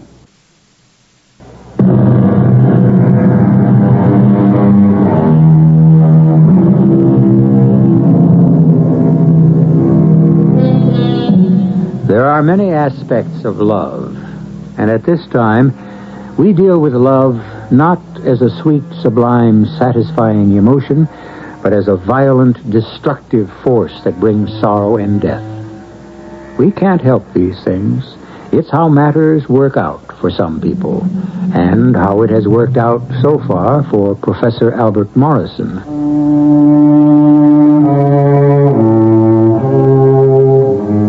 Suddenly it all falls into place.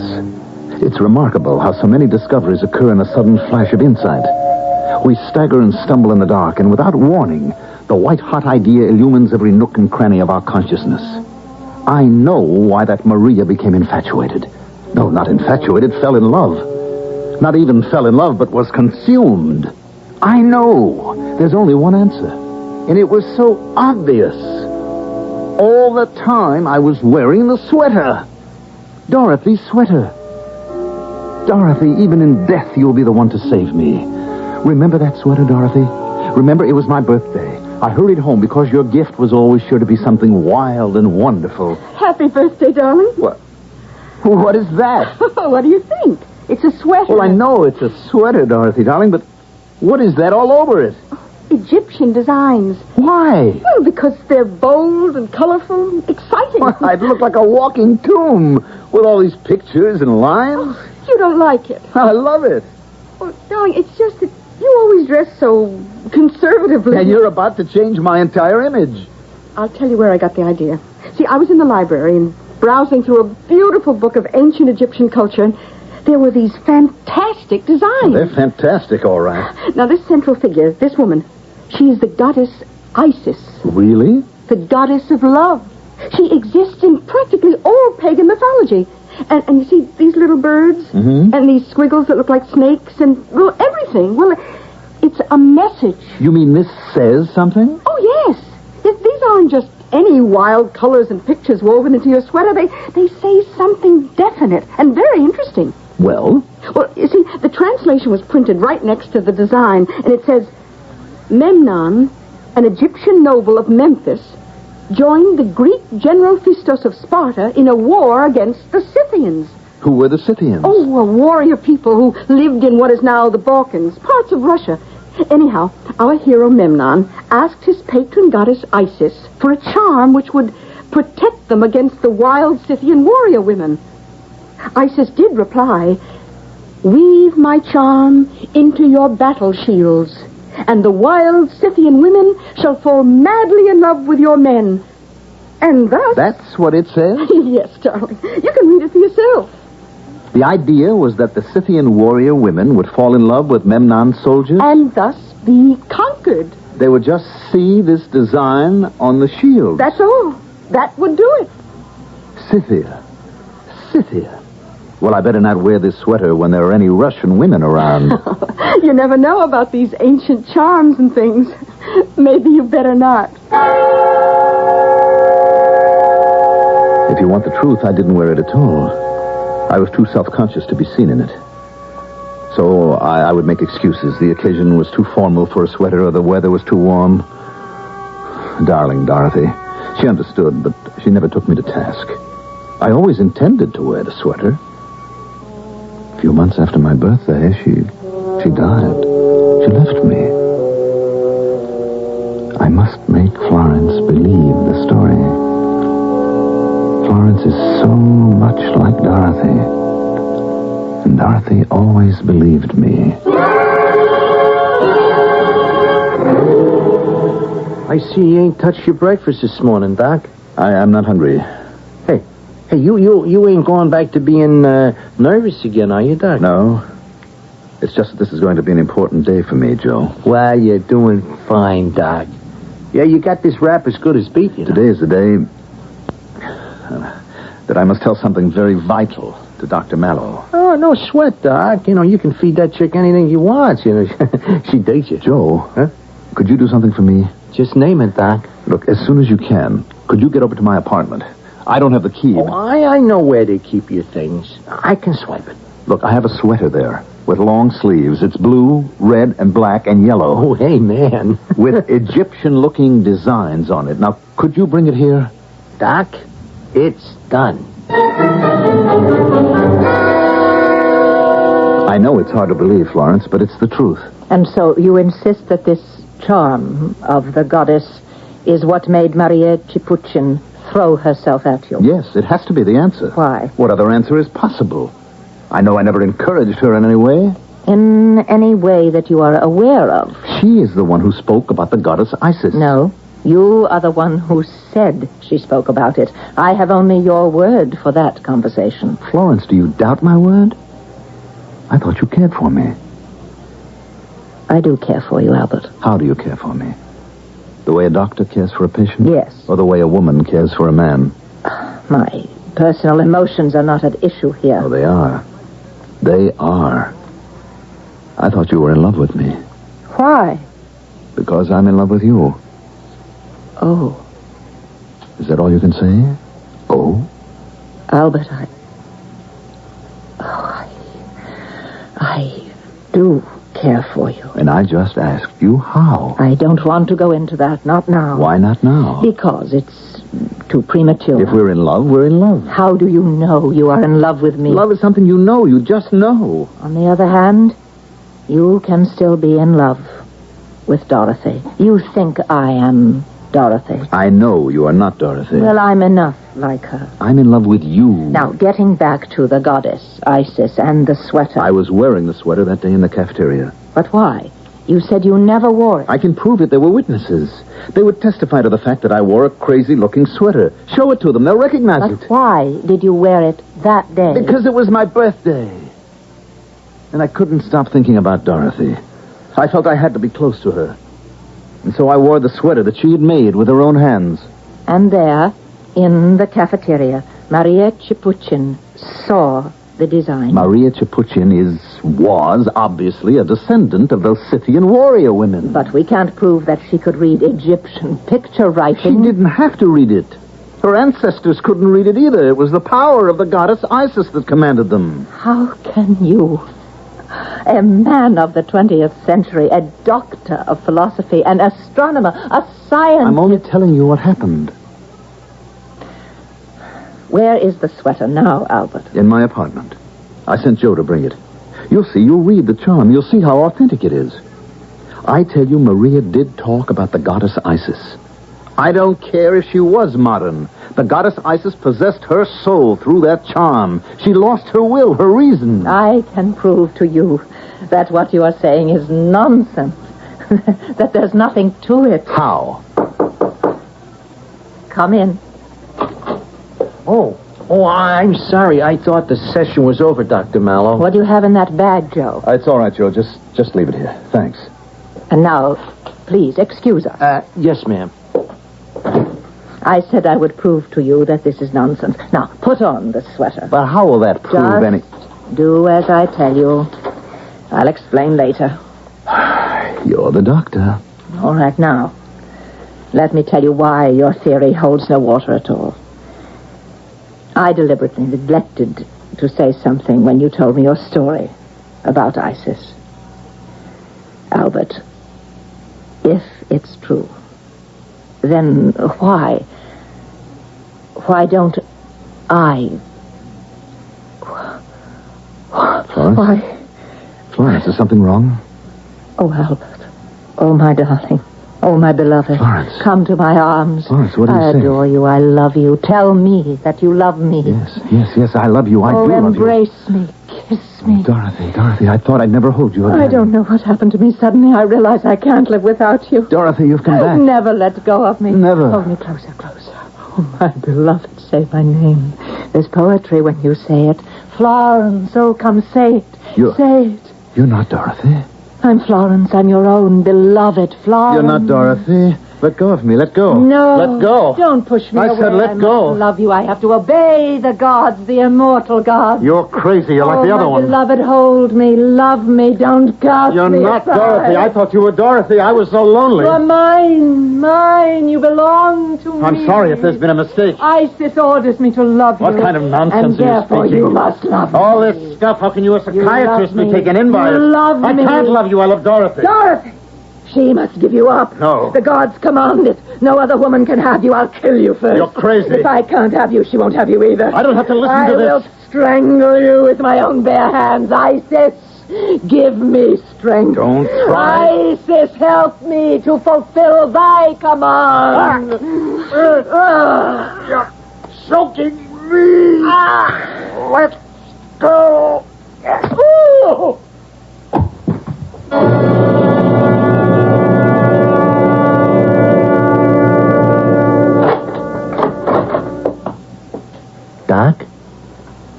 Doc, you hungry? You gotta eat. I know you hate to be fed.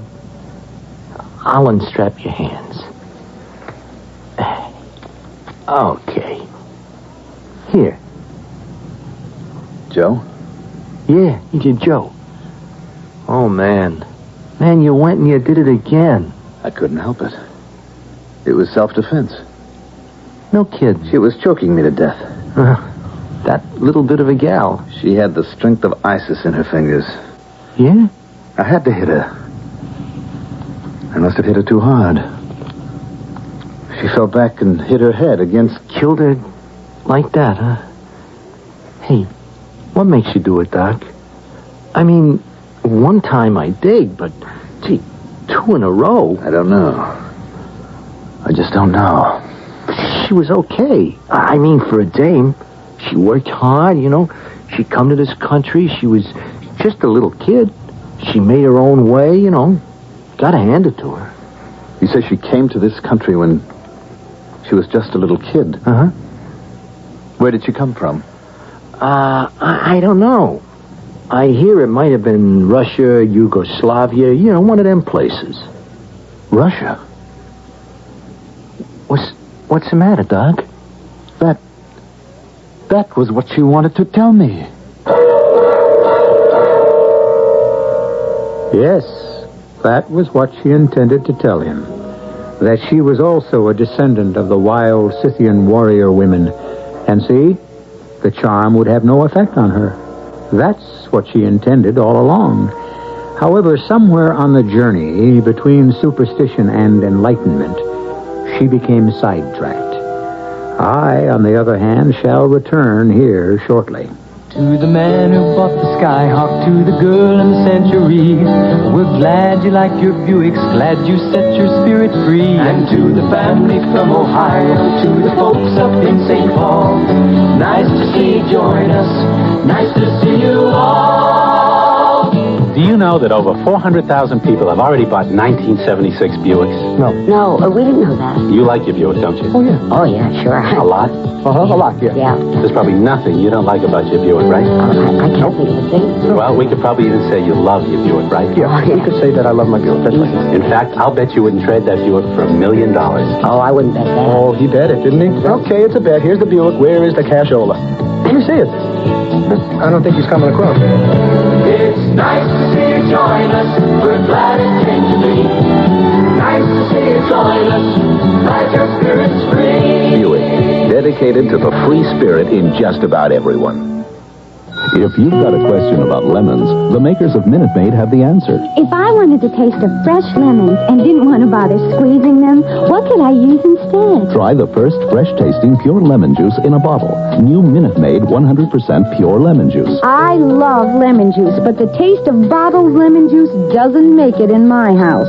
What's the alternative? New Minute Maid 100% pure lemon juice. The leading bottle brand contains chemical preservatives that you can actually smell. Everything I use has to be really fresh, including my lemon juice. And you just can't put that in a bottle. We did. New Minute Maid 100% pure lemon juice. We squeeze fresh lemons and freeze the pure whole juice.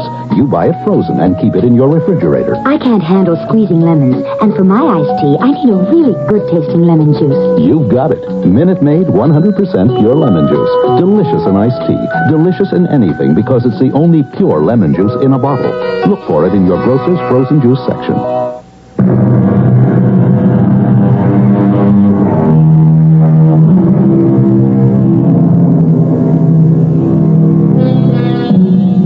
What is really different since 3,000 years ago? When the ancients wanted advice, they asked the oracle at Delphi, who was the priestess of Apollo. She listened to all the facts and then made her prediction. We, on the other hand, feed our facts into a computer and let the computer give us the answer. Was the priestess of Apollo always right? No. Is the computer always right? No. But you can always be right if you listen to us 7 times each week. Our cast included Mandel Kramer, Marion Seldes, Bryna Rayburn, and Earl Hammond. The entire production was under the direction of Hyman Brown. And now, a preview of our next tale. You just keep on driving down to Furnace Creek, and then I'll tell you how to swing off to where we're going. But where are we going? Well, we're going back to Bone Dry Gulch to see if I can meet up with the first Despogue. The one I was telling you about. Near as I can figure, my great-great-grandfather. But that's 4 generations. You'd have to be dead for nearly 100 years. Now, see, Miss Schoolma'am, that's something I come a long ways to make real sure of. And if I can fix it right, I'm going to make certain sure he did die, good and proper. So I could never have been. You just keep on driving, ma'am. Unless you want to join the both of us. This is E.G. Marshall inviting you to return to our Mystery Theater for another adventure in the macabre. Until next time, pleasant dreams.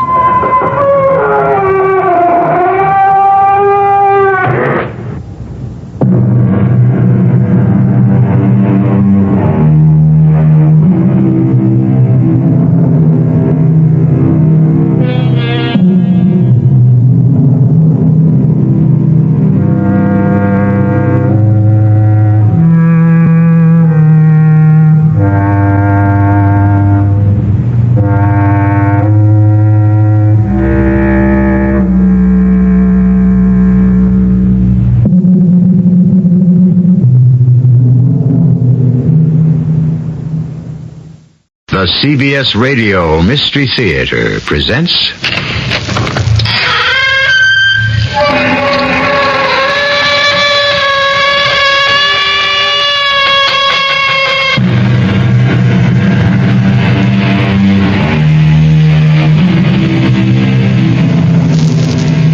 Come in. Welcome. I'm E.G. Marshall. So many of you write me letters asking for stories of the occult, of strange deaths and wandering ghosts, of gothic horrors and unimaginable terrors. Yet others write for a love story. It's much too simple and gentle an emotion to belong on Mystery Theater. Or is it? After all, it was love that inspired Victor Herbert's song, Ah, Sweet Mystery of Life. To reinforce that, here is a love story that is not so much of this life, but more the one beyond. Marta's got to retire, Max. Retire? One of the foremost concert pianists in the world?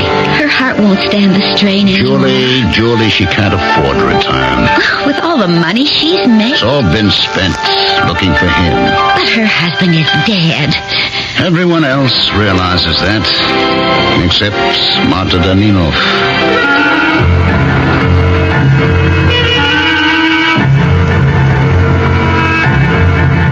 Our mystery drama, Love After Death, was written especially for the Mystery Theater by Ian Martin and stars Norman Rose. It is sponsored in part by True Value Hardware Stores. I'll be back shortly with Act One. This summer, take a vacation from high-cost home improvements and tedious chores by choosing from the values featured in True Value Hardware Store's Summer Value Days circular. Hi, Pat Summerall to tell you there you'll find self-propelled lawnmowers, sprinklers, electric grass trimmers, and more to make lawn and garden work easier. Plus, easy-to-install fixtures so you can make plumbing and electrical improvements yourself and save money. You'll also find True Test paints and painting accessories to help you redecorate your home. Plus, hand and power tools to complete many workshop projects. And with the time you save, True Value Hardware Stores can help you relax by offering values on barbecue grills and accessories. See these and all the other values featured in the Summer Value Days circular from participating True Value Hardware Stores and home centers. And save gas.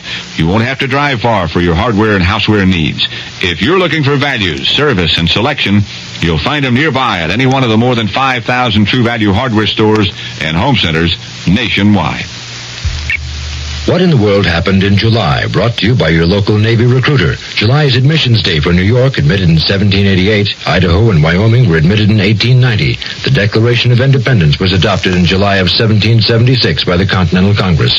In July of 1788, the Constitution of the United States was declared official. In July of 1850, the U.S. Naval Academy became the official title of the Navy School at Annapolis. In July of 1909, Congress passed the 16th Amendment to the Constitution. It authorized the government to collect the income tax. The first all-talking picture, The Lights of New York, was screened in July of 1928. In July of 1945, the United States Senate ratified the United Nations Charter. Navy Commander Neil Armstrong became the first man to walk on the moon in July of 1969. That's what happened in July, brought to you by your local Navy recruiter. For more information, call toll-free in the continental United States, 800-841-8000. In Georgia, 800-342-5855.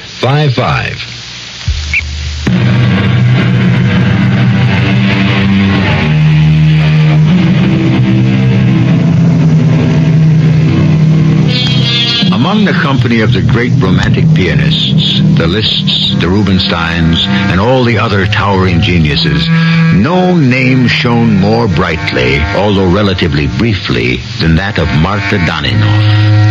Perhaps audiences were unduly affected by this wisp of a woman whose thundering crescendos seemed a physical impossibility and whose delicate pianissimos were a marvel of projected whispers of sound. What made this frail little woman able to run the gamut of romantic emotion? Beyond question, the banked-up fires of a raging and enduring love that tragedy, disaster, and separation could never quench.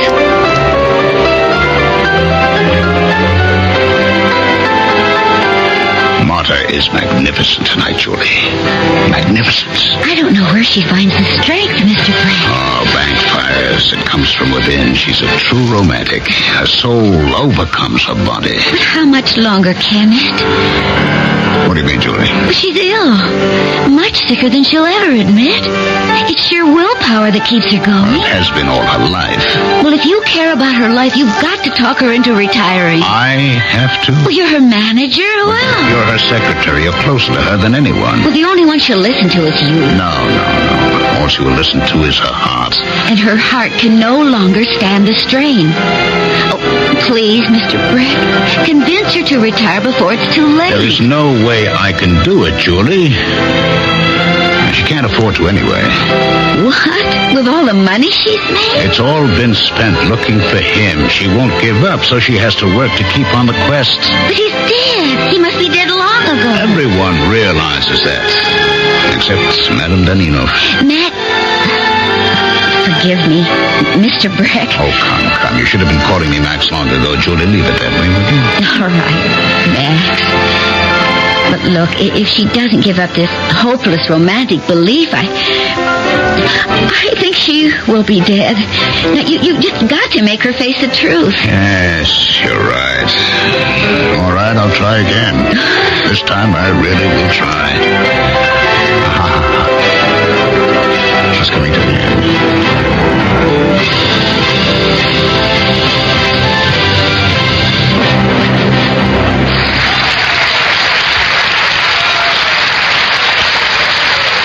Oh, they love her.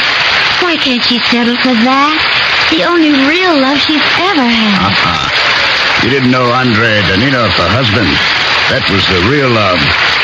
It's what she pours out on an audience since he is no longer with her.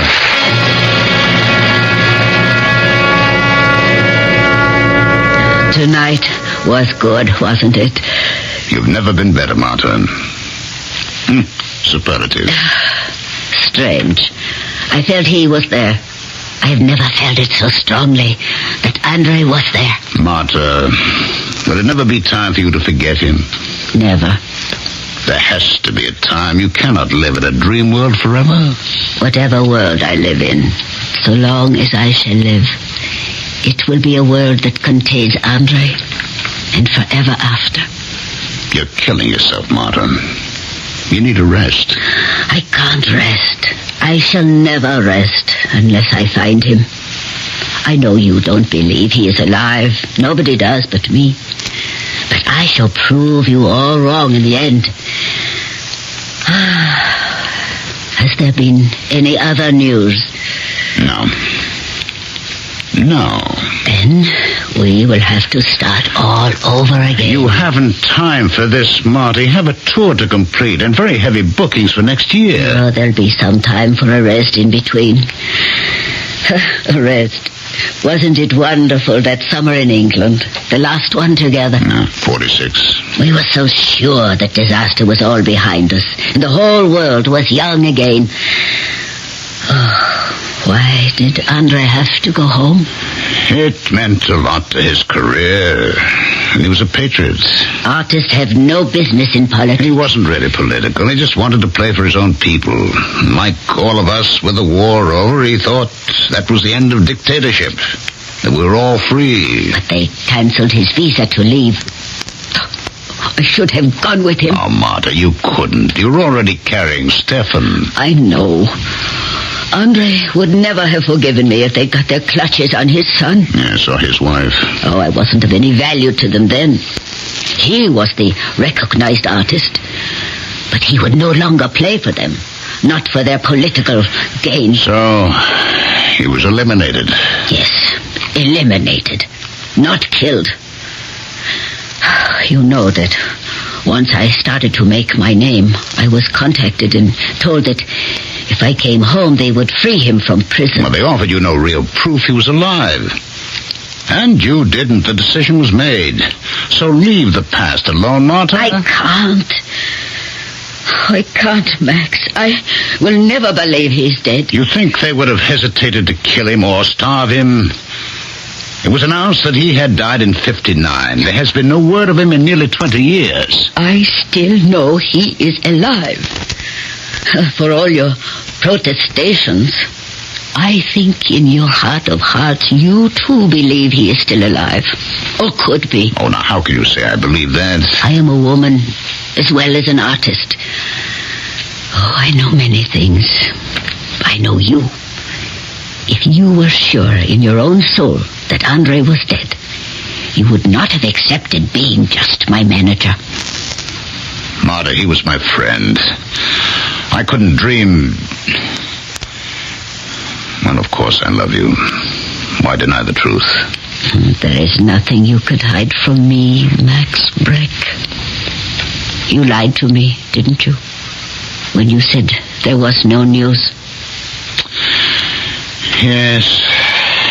The one we traced all the way to Canada. Yes. He may have crossed over into the States. The detective agency thinks they may have found him in Buffalo. Oh, where? I will go to him. Slowly, Marta, please. It's only a vague possibility. And you are due for an important concert in New York tomorrow. We could fly by way of Buffalo. Now, you know that is not possible. The schedule is tight enough as it is. You've got to leave for New York tomorrow morning. But I will cancel the booking. Carnegie Hall? You can't. It's too late. The whole future rides on it. And this may be just another dead end. I won't go unless you follow it up. All right. If you promise no interviews tonight, straight to bed. And fly with Julie tomorrow morning so you can rest in New York before the concert. You have my promise, if I have yours, that you will go yourself. You are the only one besides me who can tell if it is really Andre.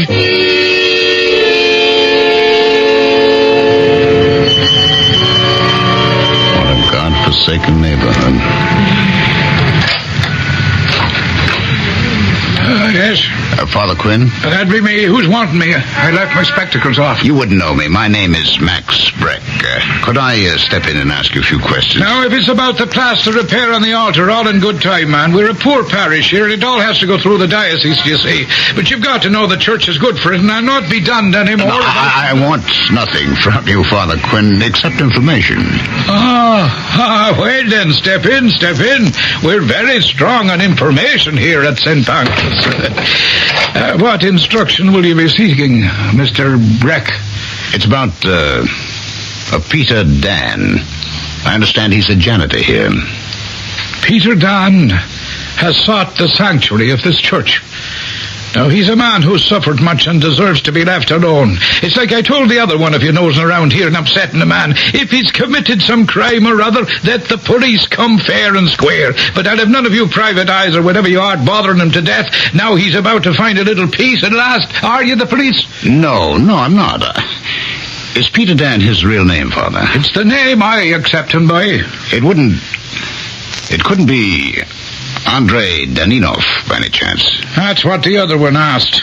I'd give you the same answer. I don't know. Now, here's the door, for I mind no one's business with my own. I only want to see him for a few moments, Father. If he's not the man I'm looking for, I'll leave him alone. Please, Father, close the door for a moment. Well, I promise you, if you just let me see Peter Dan, I'll know if he's the man I'm looking for. And if he is? I don't just want to help him close the door on his past, you see. I know how tragic that has been. I want to open the door to his future and the life and the love he deserves, and that's waiting for him.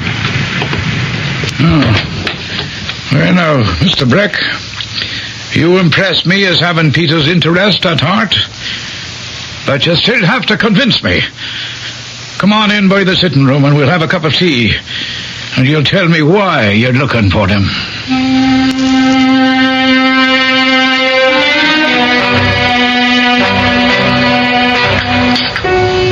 Well, if all you tell me is true, why wouldn't this Andre Daninov, once he escaped from his illegal confinement and found his way to America, go back to his wife?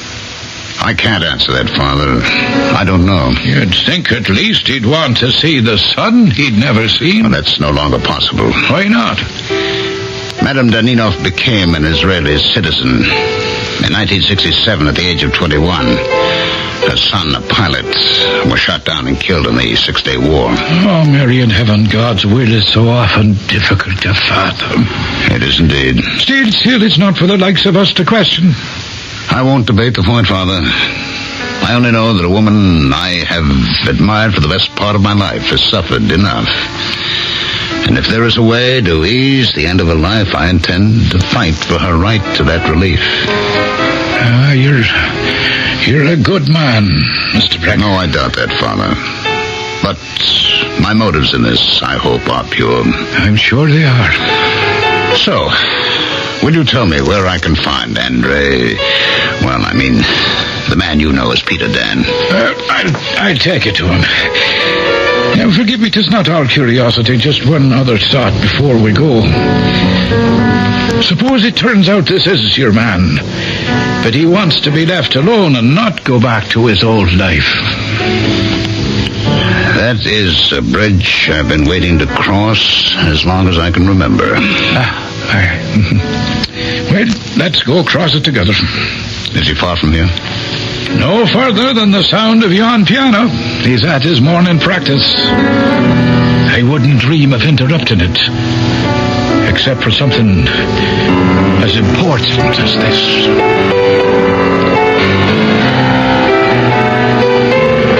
Well, is this the end of a 33-year-old search? Is Max Breck about to meet his old friend face to face again? And if so, what will be the result of that meeting? Why would Andrei Dananov have refused to return to his wife? What ghost could haunt even his freedom and still hold him a prisoner? I shall return shortly with Act 2. At the store, they told me there's a powerful anti-itch drug I can buy without a doctor's prescription. Now, I use Bicozine cream as directed. No more burning, embarrassing itching. No more scratching. Bicozine actually speeds healing. Bicozine cream. What a relief. Time to change your laxative.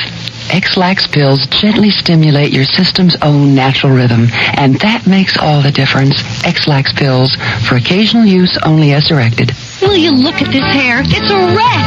For damaged hair, try protein. For protein, try New Agree. But I tried a protein conditioner and I got the greasies. Now try New Agree Cream Rinse and Conditioner formula with protein. It conditions your damaged hair and leaves it healthy looking and shiny. Still helps stop the greasies? Sure. Agree is 99% oil-free. For damaged hair, try protein. For protein, try New Agree. I'll buy that. This is Elton John for the American Cancer Society. I came across some puzzling facts I think you'll be interested in. It happens that around the world there's very little cancer of the esophagus, and yet in China and a few other places, the rates of this disease are not only high, they're the highest of any tumor. Why should that be? And why is it that Japanese women run a much lower risk of getting breast cancer than American women? So far, no definite answers for these questions. But answers to these and puzzles like them are important in cancer research. Even more important, those answers could lead to saving more lives from cancer, and sometimes help prevent the disease from happening at all. That's why this research must continue. This research and other vital research that can help the biggest puzzle of all, the answer to cancer. Help by giving to the American Cancer Society. Please give generously. Remember, it's your American Cancer Society.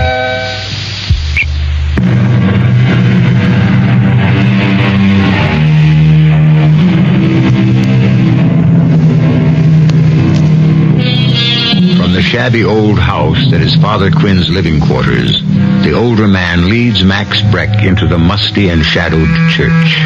The freshly painted walls of the altar stand out in bold relief against the peeling paint and patched plaster of the body of the church. In silence, save for the sound of the piano playing, the two men cross the transverse to the other side of the altar. You'll find the man I know as Peter Dan behind yon door. He, on second thought, in case he should turn out to be the man you seek, I don't know if I want him to know me as his betrayer. I mean him no harm, Father. And I truly believe you mean that, Mr. Blake. But that doesn't mean you may not bring it to him. Well, how? In what way? Whoever he may be, the man at that piano has found his peace, whoever and whatever he may have been. I think he would prefer to forget. We don't know that, Father Quinn. No, we don't. You said it was a bridge you would cross if you came to it. I did. Well, I'm backing out on joining you. Instead, I'll be saying a little prayer that it all comes out right for everyone concerned.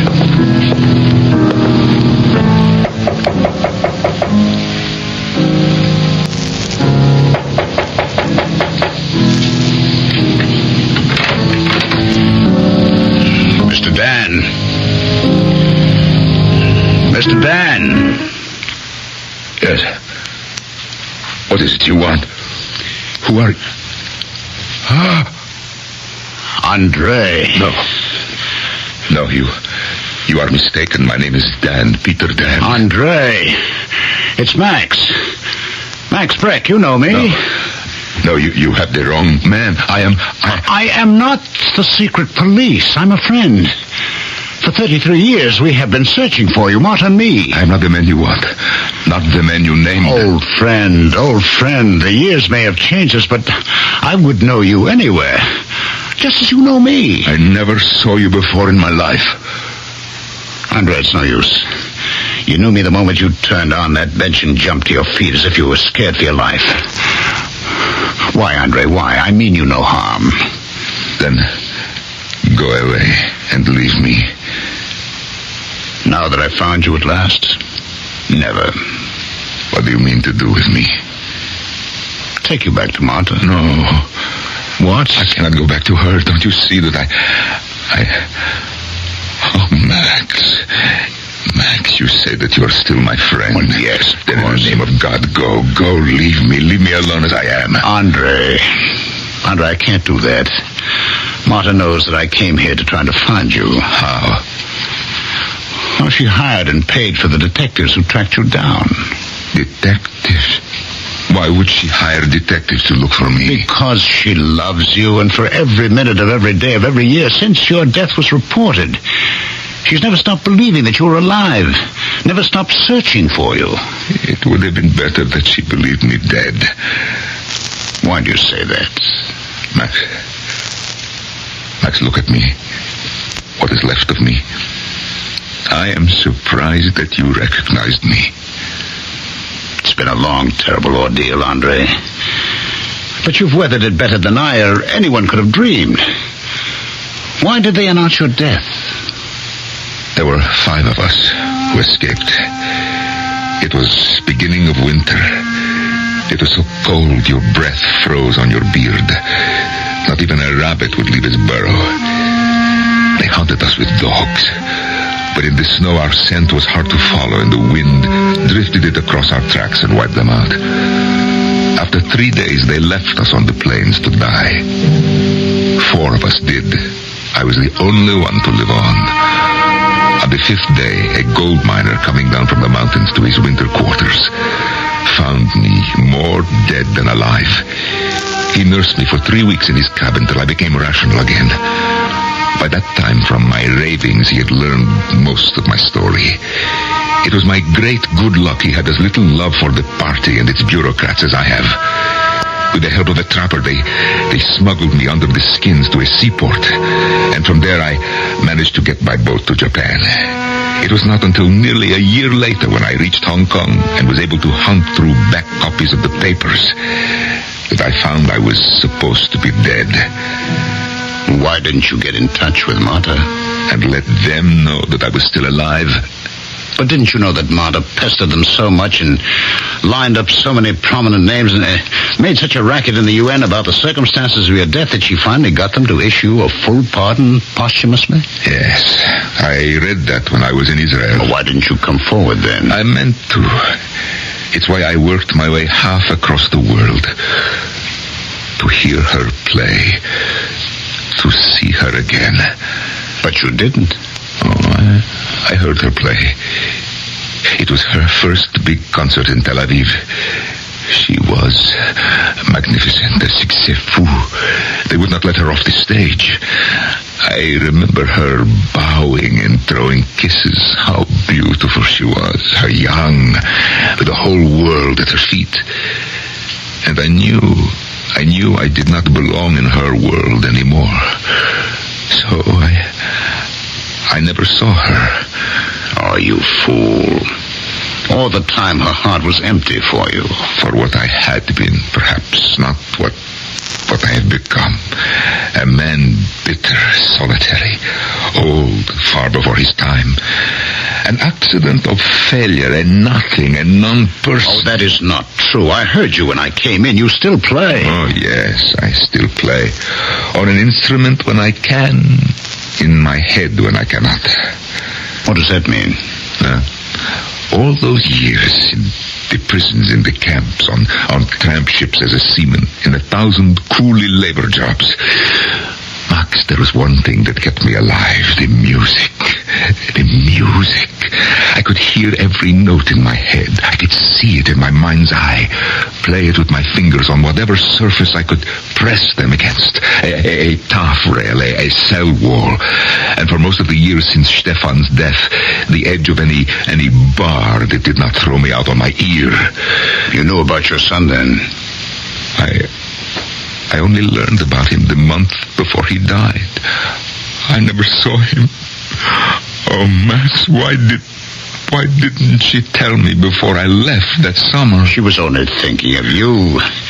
You're the only man she ever thought of. That's why you have to come back to her. No, I cannot. Well, why on earth not? She's at the height of her success. She has the world at her feet. She's still in her 50s and radiantly lovely. I am 100 years old in body and mind. I would drag her down. I can't. I won't do that. She should have someone young and vital, like you, Max. In the name of heaven, have some compassion, man. Leave me alone. I may have nothing else, but I have a kind of peace here. Go, tell her you found out that I was shot trying to escape. Marry her yourself. She doesn't want me. She wants you. If she had me, she might as well have a ghost. I cannot do it. You must. You have to. What do you mean I have to? Whatever you are is what Marta wants. She's dying, Andre. What? What do you mean she's dying, Max? No one knows just how ill she is except me. Not even the secretary who worries about her overworking. Not even Marta herself. But if she rests, if she takes it easy... She'll never do that as long as you are missing. And to pay for the detectives that scour the world looking for you, she has to work harder and harder. It's a treadmill that's killing her. Oh, Max. Max, how long has she got? A month, a year. Well, not many more. Who knows? If she has the most important thing in the world she really wants. But it's foolish. It is romantic nonsense. Life is not young love. It is hard and bitter and unfair. And we cannot turn back the years. It would take a miracle to make it even a faded memory of what it was. But you know as well as I do, Andre, you've got to try. Well, you have not left me much choice. All right. I will try. But I still say it is a mistake. I haven't any money. Oh, it's the least of our problems. Go pack whatever you have to take with you while I make some plane reservations. It won't take long. I've learned to travel light.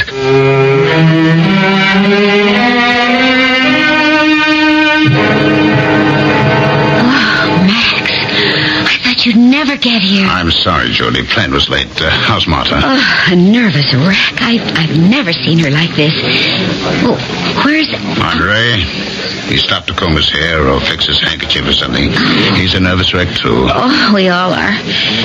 You know, the house is almost in. We can't hold the curtain too much longer. I understand. Oh, maybe it would have been better if you'd let them talk on the phone before you flew in. Oh, don't blame me. Andre didn't want to. Neither did Marta. I think it's better that they meet again first, face to face.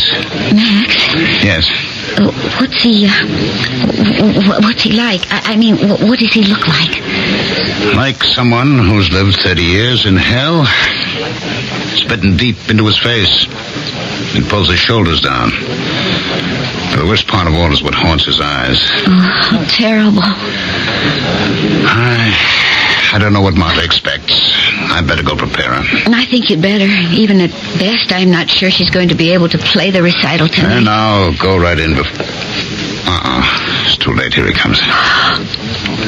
That bent, wizened old man? That wizened old man was once tall and straight and young and bristling with talent. That's how she still pictures him. Andre, this way. I'm sorry to keep you waiting, Max. That's all right. But we have to hurry. It's almost curtain time. Well, then perhaps we'd better wait until... No. Marta's waiting anxiously. Oh, this is Julie Rand, Marta's secretary. How do you do? Mr. Deninoff? What? Oh, yes, of course, that's who I am. Here we are, Marta's dressing room. Marta, it's Max. Come in, Max. Andre, let me go in first. I thought you would never get here. Where? He's here, Marta. He's right here, but the house is waiting. Are you sure you want to see him before the recital? After 33 years, how much longer do you think I can wait? Of course, my dear. Come in, Andre. I'll leave you alone.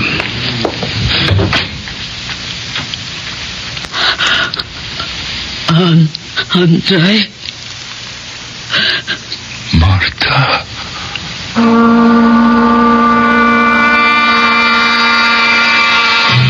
Across a gap of perhaps 3 feet, close enough to touch, they face each other. A frail and indomitable little woman, a man bent and twisted and old before his time. 3 feet, did I say? Or is that gap wider than a lifetime? Too far to bridge and lead them back to each other again. I shall return shortly with Act 3.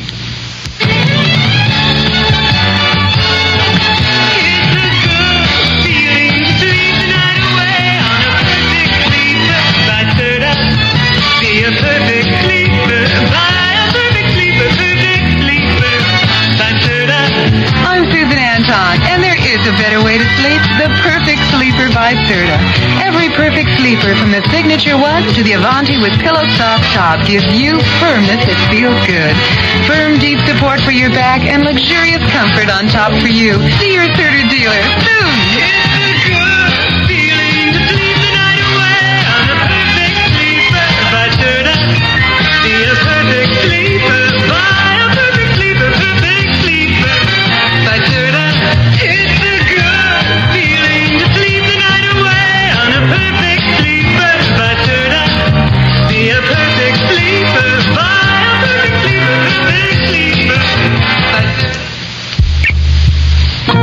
Here's a message from your Kidney Foundation. Have you ever stood in line, my friend? Not for hours, but for years on end. Not waiting for a ticket for a show you want to see, but just for the chance to live life normally. Waiting for the gift of life. Pass it on, pass it on. Give the gift of life. Pass it on, pass it on. Somewhere someone depends on you. You can give the gift of life and help someone who depends on you by becoming an organ donor. You can sign a special line on your driver's license or get an organ donor card from your Kidney Foundation. A moment to sign could mean a lifetime to others.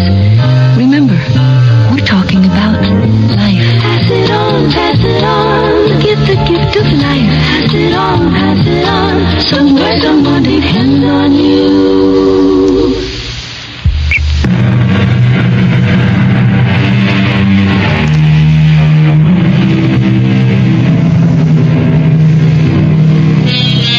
There are some moments in all our lives when time stands still. The first kiss whose magic you were afraid to break. The terrible news of some loved one's death. A moment of victory in a game, or the terror of some nightmare from which you could not wake. The joy of something you have long anticipated, turning out to be everything you imagined, or the sick feeling in the pit of the stomach when you found it nothing but bitter disappointment. This is such a moment for Marta and Andre. Andre. Marta. have been waiting so long. You're just as beautiful as ever. And you, as handsome. Oh, no, that is not true. In my eyes, you are. You must be seeing me as I was then. I always see you as you were then. I always will. But Martha, these lines, these wrinkles, my hair. Andre, what do you think I would be without my makeup? My hair rinse. I'm not a young girl anymore. Outside. But inside, I feel the same as the 23-year-old who kissed you goodbye. And seeing you again, all I see is the boy I never dreamed I was going to lose. Oh, Martha, darling. It's all right. It's all right, Andre. I'm all right. Just hold me. It's been so long. So long. Too long. It's too late. I'll be no good for you. Oh, don't say that, Andre. I need you now more than ever. I only want one promise from you. What? That you will never leave me again. It has been such a long fight. I'm so tired. I need your strength. There is not much left. They battered most of it out of me, and the last year since I escaped have drained what was left. I may not show it, Andre, but inside there's almost nothing of me left. I need you to lean on. It is your inner strength I need. Martha, the house is getting restless. Oh, give me just a moment longer, Max. You had better go, Martha. Not until I know I will find you here when I get back. I will be here. And you will stay. I will stay. Till death do us part. No. What? I have gone through enough. We have gone through enough in this life ever to be parted again. If death should take you first, I would follow right on your heels. And if God choose, I shall but love thee better after death. What? Nothing. Just Elizabeth Barrett Browning's sonnet to her husband about how she loved him. Oh, Andre, don't let anyone or anything take this away from us again. As heaven is my witness, I never will. I love you, Martha. I love you, Andre. I'm sorry, Martha. I'm coming, Max. Kiss me, darling. Martha. Oh, I am in heaven. This must be heaven. Oh, what a recital I shall give them tonight. Oh, my darling, I can't write you a love poem like Elizabeth Browning, but I can play you one. Will you be out front? Oh, yes, with Max. Then listen carefully. You will recognize my love song when I play it. We can't keep them waiting any longer. Are you all right, Martha? Oh, I never felt more glorious in my life. Every note is for you, Andre. And especially in that one song. To our future, darling. Au revoir. Well, Andre, it looks as though congratulations are in order. The marriage has been rearranged. Yes. It is a miracle. If it lasts. Oh, come, what do you mean? I don't know. Just some premonition I cannot shake. You notice that this time it was Martha who said goodbye.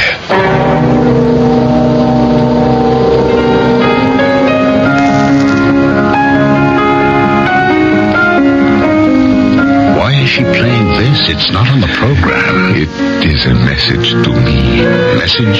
Yes, in place of a sonnet. What? A love song, just for me, you see. Martha! Oh, she's fainted. No, she has not fainted. She is dead.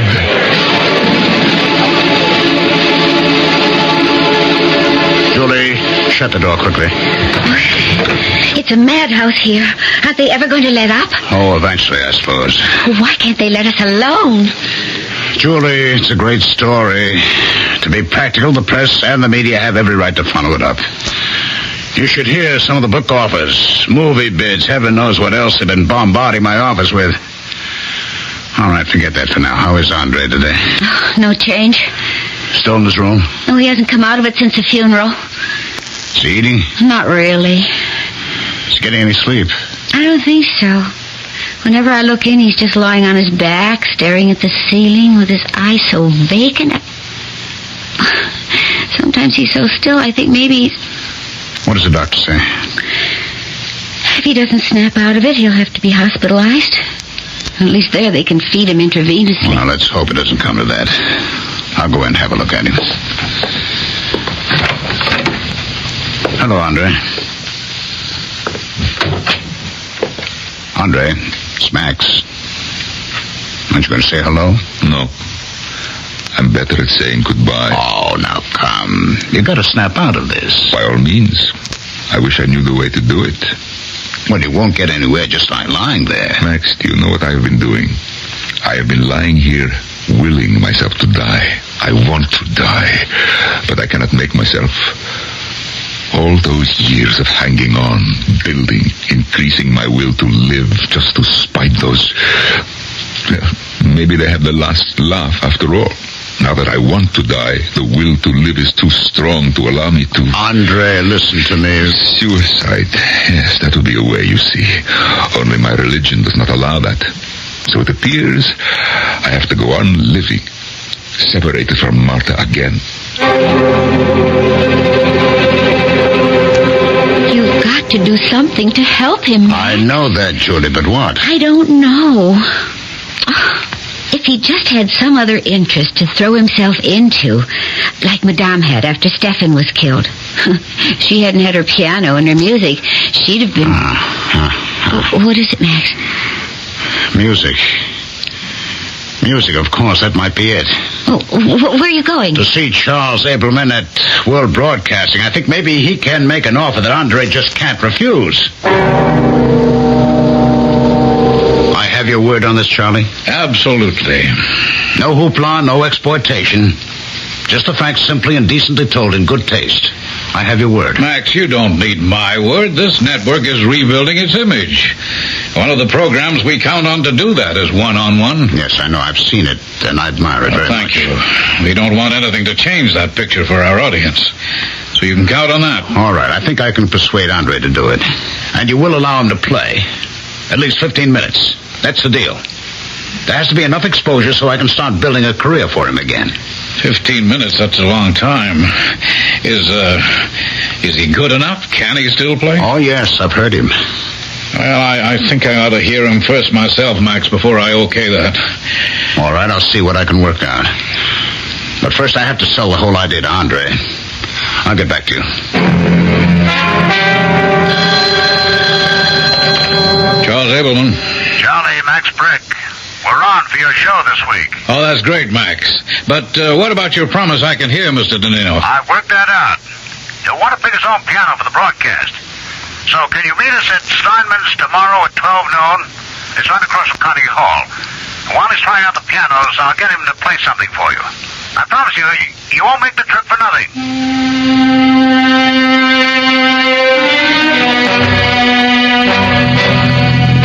I don't know just why I am doing this, Max. You know why, Andre. You've got to have something to take your mind off what has happened.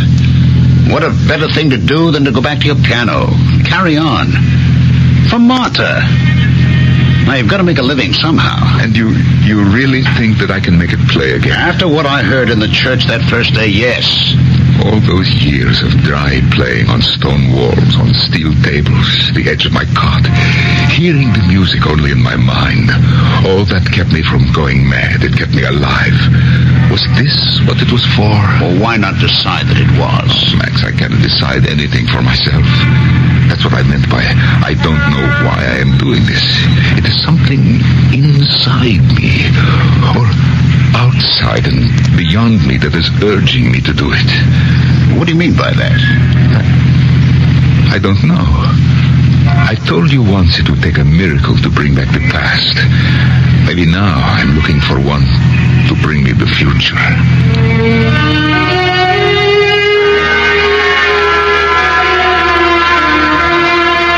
I've never seen so many concert pianos in my life. Charlie, this is only one room. There are 4 others. Oh, no, we could be here all day. He tried every piano in this room, and they didn't suit him. Now, don't tell me you'll go through all the others. Is every concert pianist like this? Each one has his own likes and dislikes. Soft action, hard action, how the treble sounds, the You bass. mean that Horowitz and Rubinstein and people like that go through this before every concert? Well, I suppose they did once. By now, when they play the hall, they can order what piano they want by number. Yes, Judy, what is it? He's found one he likes. Where is he? In the back room. Oh, he's playing something. Come on, Charlie, if you want to hear this. No, just a minute, Mr. Breck. What is it, Julie? Well, he said he wanted to be alone for a minute. Well, we don't have to show ourselves. Well, maybe we should get back to him. He was, strange. Strange how? Well, he smiled at me, and he looked sort of happy. And he said, "Do you believe in miracles, Julie?" And when I didn't know what to answer, he said, "I think I'm just about to." I don't know what that means. Hold it a minute. By George. Good enough for you, Charlie? Oh, that's magnificent. No, stop him. Oh, please don't. I want to hear more. No, we shouldn't interrupt it. You must. Don't you hear what he's playing? It's what Madame was playing when she... Julie, take it easy. What's the matter? I don't know. It's just... Don't let him. Stop him before he gets to that same phrase where... Oh, no. What happened? Oh, no. I don't know. Come on. He's on the floor, just like... Take care of it, Charlie. Andre. Is he... Andre, you all right? Oh, yes. Yes. What happened? I suddenly found out how to pray. For me, it is with music. So I asked God to bring me to Martha.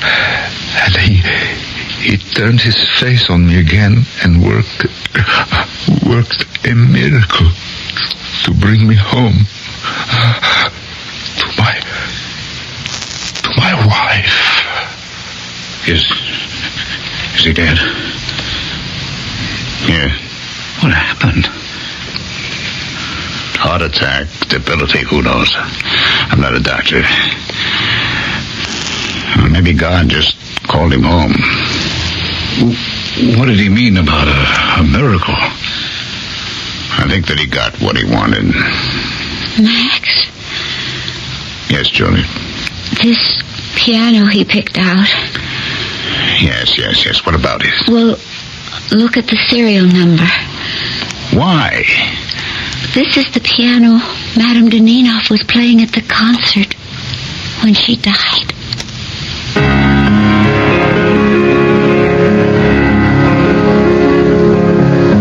Maybe there are such things as miracles.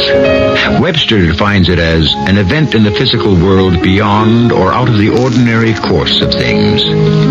I don't pretend to be a lexicographer, but I would accept another definition. When coincidence piles on coincidence so steadily as to stretch belief. That's as good a definition as any of a miracle. I'll be back shortly.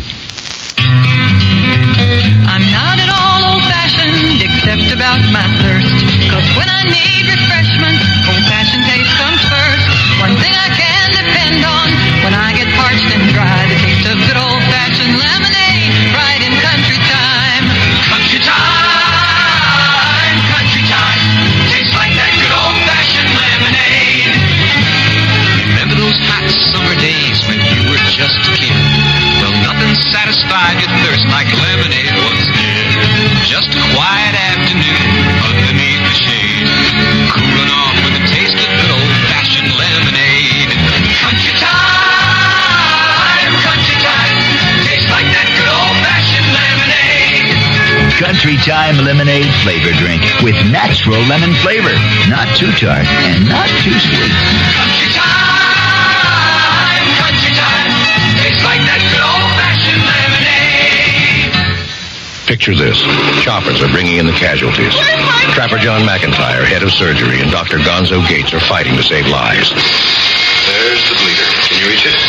Got it. It's the same Trapper John who served with a MASH unit in Korea. Gonzo was in Vietnam. You got a great pair of hands. Thanks. The rest of me's kind of cute, too. Today, they're keeping the spirit of MASH alive at San Francisco Metropolitan Hospital. Brunel Roberts is Trapper John, M.D. Coming this fall on CBS television. Got the picture? Oh, yeah, you're looking good. I run a supermarket, and people always ask my advice. Nick, what should I buy for this? What should I buy for that? Well, I can't steer them wrong, or they won't come back. So when someone asks, well, what should I buy to clean my bathroom? I always say, fantastic. They say, fantastic is my kitchen cleaner. Look, I tell them, as fast and easy as Fantastic cleans your kitchen, it'll clean your bath. Well, they must like it. They keep coming back for more. Fantastic. What it does for your kitchen, it'll do for your bath.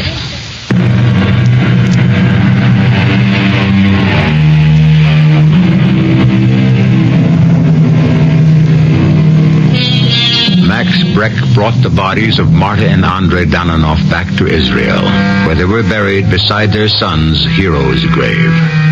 The stone above the grave reads only, "In memory of Andrei and Marta Dananov, I shall but love thee better after death." That Max picked the quote was sheer coincidence. Or was it maybe just another minor miracle? Our cast included Norman Rose, Ralph Bell, Evie Juster, and Ian Martin. The entire production was under the direction of Hyman Brown. This is E.G. Marshall inviting you to return to our Mystery Theater for another adventure in the macabre. Until next time, pleasant dreams.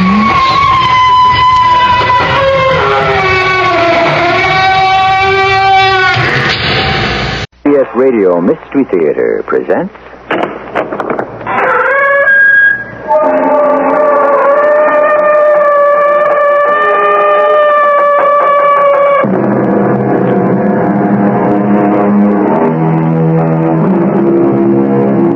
Come in.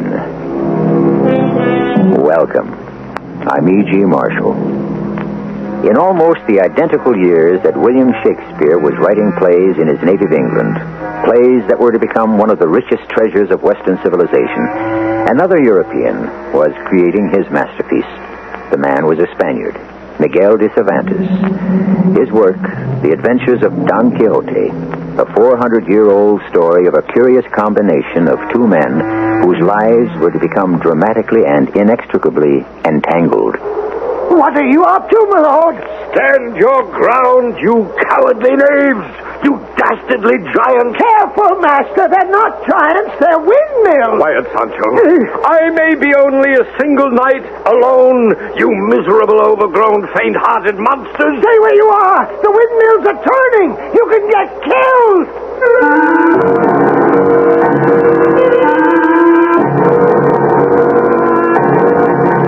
Our mystery drama, The Adventures of Don Quixote, was especially adapted from the Cervantes classic by Arnold Moss and stars Arnold Moss and Larry Haynes. It is sponsored in part by ARM, Allergy Relief Medicine, and True Value Hardware Stores. I'll be back shortly with Act One.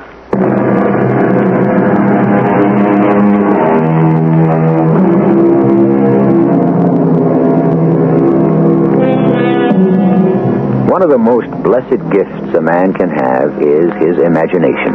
The power to dream, to conceive, to create, and finally with persistence, to turn dreams into reality.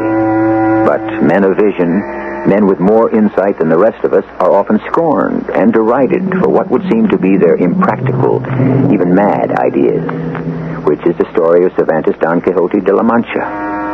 We retell some of his adventures through the perceptive eyes of his faithful follower, the short, pot-bellied, simple, no-nonsense Sancho Panza. Many years ago, in the province of La Mancha, lived a man known as Don Quixote.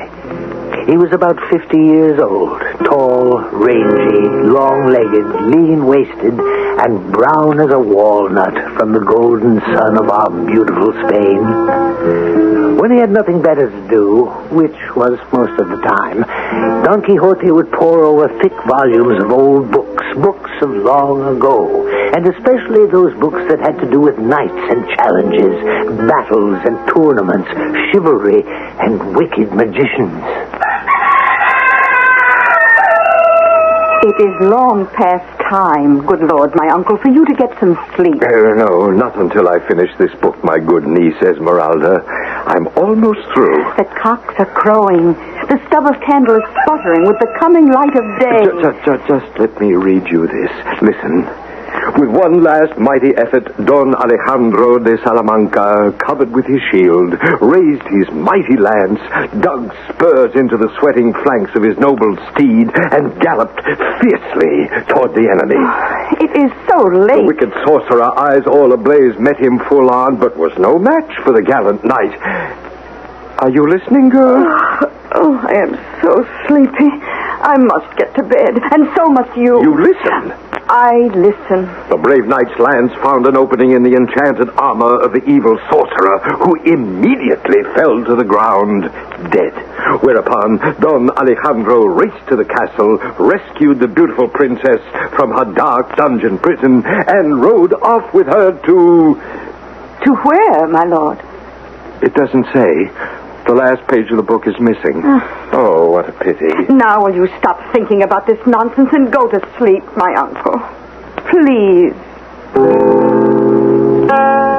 The most fantastical tales began to seem very real to Don Quixote. He began to think that if he rode off with lance and shield, he might fare as gloriously as those same knights over whose stories he had spent so many unending hours.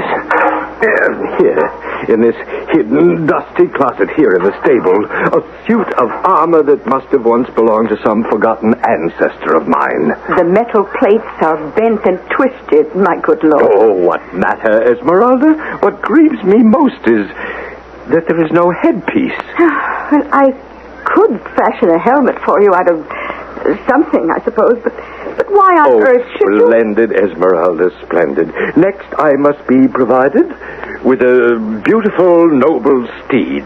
Come, my girl, we must see what we have. There's nothing there, my lord. Only that sway-back, jaded old stallion who can hardly stand, let alone walk. Ah, here he is. What a handsome beast, fit for the most glorious of adventures. You can count every one of his ribs. He's so starved, so skinny, so wasted away. He shall be my steed. He's ready for nothing better than the glue factory, my uncle. I shall call him Rosinante, which signifies the best of all horses. And I shall henceforth be known as Don Quixote, man of La Mancha. But I have heard that neither horse, nor name, nor armor is so necessary to a knight-errant as a beautiful lady to love, and in whose name and for whose honor he can pursue his daring adventures. Alas, I know no such lady. It's just his world. No, wait. Let me see. Ah, yes.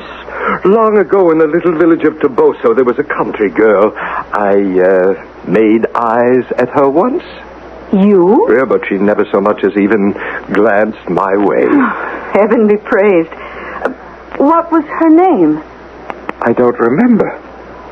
So I shall choose a new name for her. A new name? I shall choose a name for her that will go down in the annals of history. She shall be known as Dulcinea del Toboso. And in her name, I shall become known for my deeds of honor and glory. But there was one small hitch in Don Quixote's grandiose plans. He had not yet been knighted. In the great heat of a day in July, cased in his plates of iron, Don Quixote mounted Rocinante, who grudgingly tottered at his own dragging pace into the fields. And by late evening, the Don arrived at a large inn, which he joyously took to be a castle.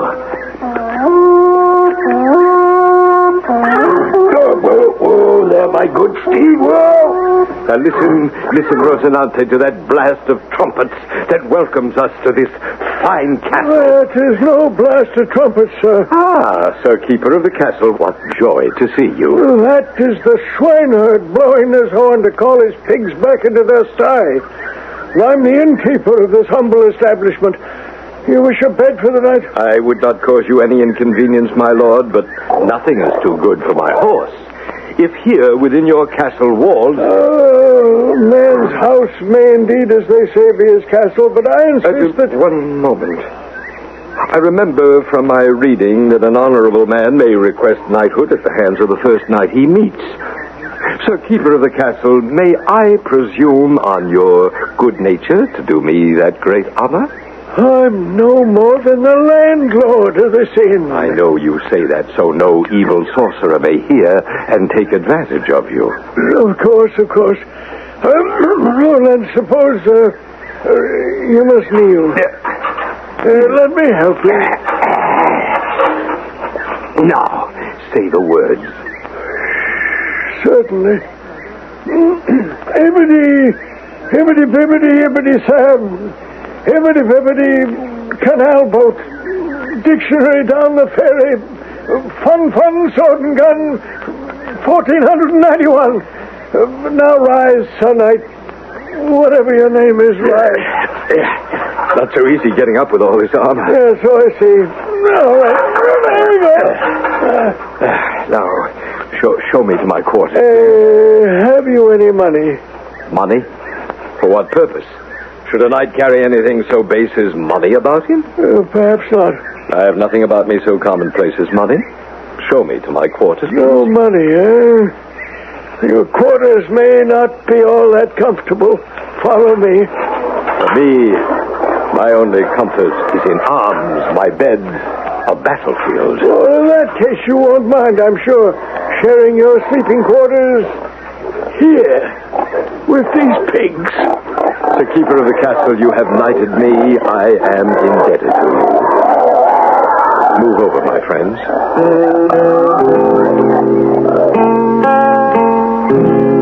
The next morning, giving Rocinante his hand, the good Don started out again into the world. Instead, in almost no time at all, they were back once more at Don Quixote's home. It was then that he recruited me as his squire to ride behind him to serve his worldly needs. And Sancho Panza, for your loyalty, your untiring devotion to me, I promise you... Yes, my lord? No less than the governorship of an island. Which island? Well, the first one that comes to hand. A governor? Ooh, how wonderful! Governor of my own island!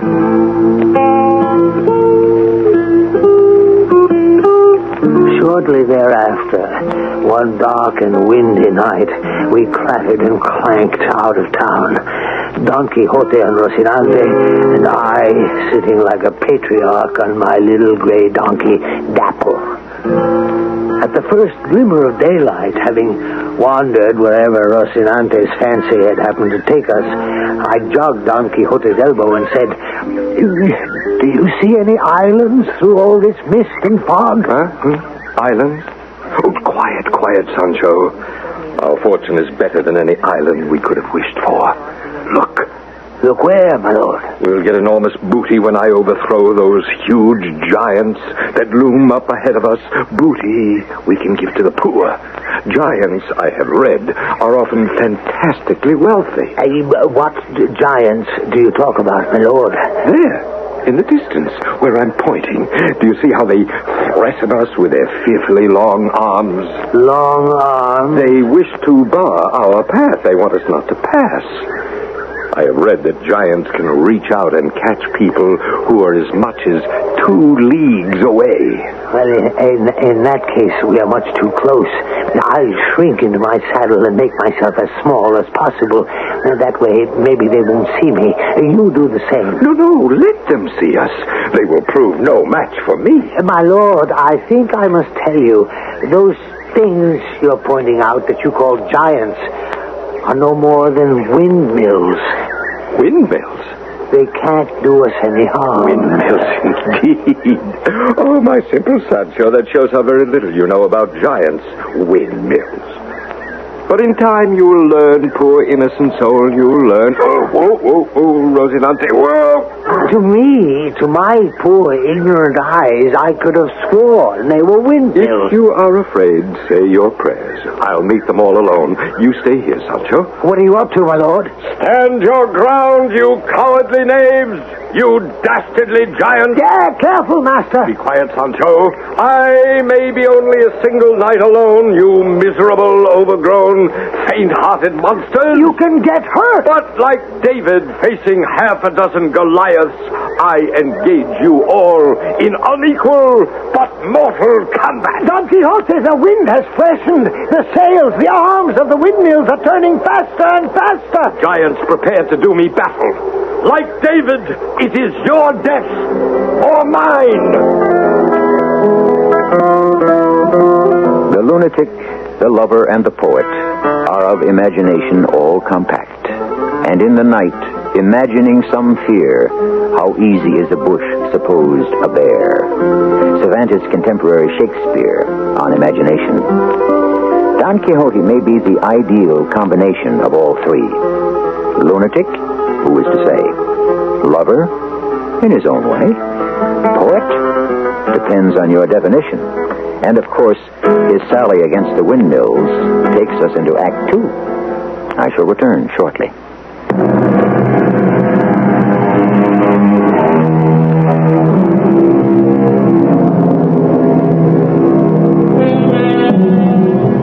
There are those who say that the age of chivalry is dead and gone, that the spirit of romance and bold adventure is a thing of the long-forgotten past. There are others who say that chivalry will never be gone so long as there is one wrong left on earth that needs to be righted, and one man left on earth who will try to remedy that wrong, like Don Quixote, ready to fight, even windmills. In the name of my fair lady, Dulcinea del Toboso, I challenge all of you. It is your death or mine. Rosinante, to the field. They're not giants, my lord. Move, Rosinante, move. Please, dear horse, go. Oh, faster, Rosinante, faster, if it's the last charge you ever make. Come on, you evil giant, stand as a man. My stout lance will pierce you through and through. And so. Oh, dear me. No, my lance is shattered and splintered into bits. Are you hurt, master? Oh, where am I? That giant tossed me up into the sky. Are you all right, my lord? You have a huge lump on your head. Shaken, but all right. The fortunes of war, dear Sancho, to coin a phrase. It was a perfectly natural mistake. Let me help you back onto your horse. Easy, does it? Up we go. There. Oh, my back. Oh, thank you, my good man. You know, we'll have to find me another lance. Well, here's the long, pointed branch of an oak tree. You can use that for a lance for the time being. Yes. And I shall also need another helmet. This one I had is ruined, split in two, beyond all use. May I first suggest, my lord, that it's dinner time. We must not forget to eat something and drink something, too. I don't think I have any appetite. But then you wouldn't mind, I hope, if If you ate something? No, help yourself, Sancho. Until I find a new helmet, I shall neither eat nor drink nor sleep in any bed made by the smoothing hands of a woman, I swear. You swear? Ooh, what a horrible oath.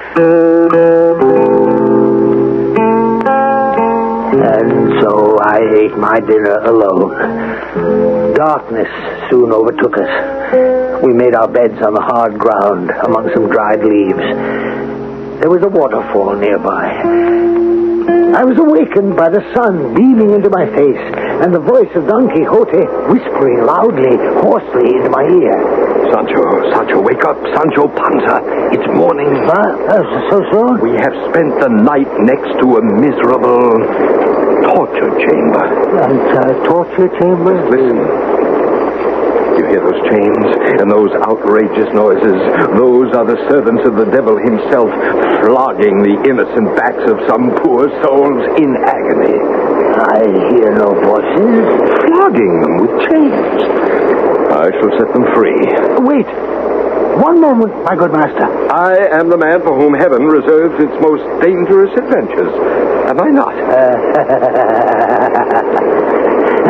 Outrageous noises on my soul. Dangerous adventures. Oh, my sides. What are you laughing at?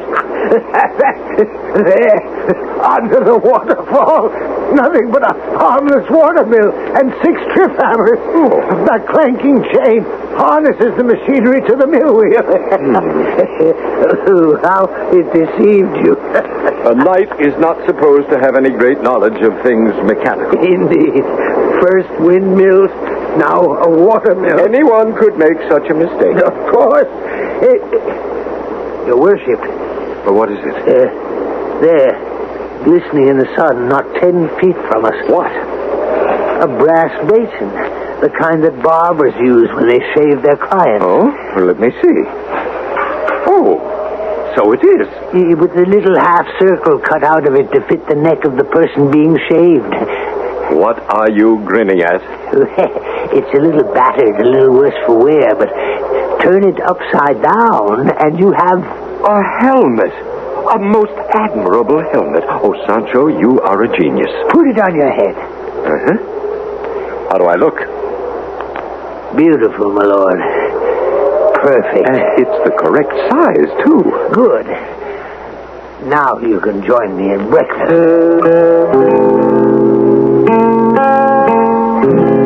Later that day, we came upon a dozen men in a chain gang trudging along. Like beads on a string, they were linked by their necks by a heavy chain of iron. An armed horseman, a captain in the king's army, led them on. We stopped and watched as they passed by us. Why, Sancho, are those men being so badly treated? Yes, they have broken the law, I suppose, and are being taken away to serve as galley slaves, chained to the oars of the king's ship. Gentlemen, may I be of service to you? What are you staring at? These miserable men you lead along the road. Are lawbreakers, all of them. Indeed. Well, take this one. He fell so desperately in love with someone else's linen that he embraced it and ran. He was lashed and sentenced to 3 years of rowing in the King's Navy. And the one behind him, Captain? That one, the graybeard. He's a debtor. Owed someone 5 ducats. Couldn't pay. 5 ducats, 5 years. And so it goes with all of them. But, good sir, these men, such harsh punishment for such small crimes. Easy, master, easy. You stay in line. You struck that old man with your horsewhip.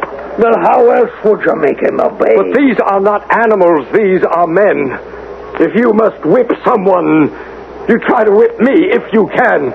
Not these helpless, starving men. I am a knight-errant. Yeah, what's what you say, good I master? am pledged to help the miserable and the abused. Best to go about your business, sir. Don't meddle with soldiers like me. I represent a king. A rat who plays with cats can get himself scratched. You are a cat and a rat and a coward all in one. Have at you. Put down that silly stick, I warn you. It is no stick, it is a deadly lance pointed at your coward's heart. Come no nearer or I'll shoot. In the name of Dulcinea del Toboso. Now stay where you have fallen. He has no choice. When he fell off his horse's head, hit a rock. I think he's unconscious. Quickly find the key to the prisoner's chain. It must be on his belt. Yes, master. You prisoners, all of you, you brothers in iron, guilty though you may be, you are sentenced beyond the weight of your crimes. You have not been given justice, and I, Don Quixote de la Mancha, do here acquit you. Consider yourselves free men. The manacles are all unlocked, sire. They're free. And this could mean big trouble for both of us. We had better get out of here and hide, but fast. We have rescued the prisoners of the king, which is crack-brained rebellion. You may be right. Away, Sancho, to the mountains.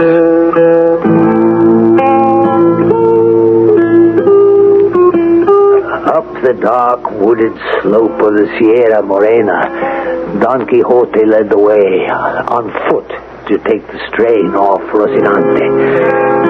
In the saddle of my donkey, Dapple, I nodded drowsily, fearing every moment I might fall completely asleep and go over a steep cliff. When morning came... You know something, Sancho? What? I must write the Lady Dulcinea a letter. At a time like this? And tell her how extraordinarily mad I am for love of her. I shall do this now. A page out of my notebook. So, here, take it. This fallen hawk's feather for a pen. I squeezed juice out of these berries for ink. And now, Sancho, write the words I say. High and sovereign lady, your beauty has stabbed me to the heart. Long absence from your loveliness. Sancho, why are you not writing? You must forgive me, Master. That is not one of my accomplishments. I don't know how to write. Oh, I see. Well, then give me the paper, pen, and ink. Long absence from your loveliness has clouded my brain. I am mad for love of you. Say that you love me. Bid me hope. Tell my trusty squire to hasten back with your kind message. I will be with you soon. Sweetest of sweets, I am yours till death, Don Quixote de la Mancha. By breakfast, dinner, and supper, I have never heard a finer letter in all my born days. And that phrase, my trusty squire. How eloquent. Yes. Well, now, get to horse, or rather, donkey. Take the letter, go to Toboso, and return as fast as Dappled's legs will take you. Just one moment, sire. I think someone is coming up the mountain path. Where? Just below us. Someone with a familiar look. Maybe we should try to disappear? Run away? I? Are you mad, Sancho? Who is it that approaches us? Someone searching for the greatest rogue unhung. And who are you? I, the captain of the king, who is guarding the chain of the king's prisoners, the ones that you set free. I have a warrant for your arrest. Run, Master, run. I'll take care of him. Don't move, either of you. Don Quixote de la Mancha, or whatever your name might be. I arrest you in the name of His Imperial Majesty the King of Spain. And I can tell you, you bold revolutionist, that for what you've done, you'll be sent to the galleys for life. Surely, sir, you must have the wrong man. This frail gentleman, sir. Frail gentleman, indeed. My orders also read, apprehend to the rebel's accomplice, who happens to be the stupidest fellow alive. Oh, clearly a case of mistaken identity, Captain. You couldn't possibly be me. Or could you? Now, both of you march down this mountain path to the village, quickly. And it should interest you both to know that once we get there is an ox cart waiting for you. They're building a cage on it. To take me to prison? First, to take you back to your home as a madman. Strange world, this. Where a man who dares what seems impossible to most men is called mad. We're ready, Captain.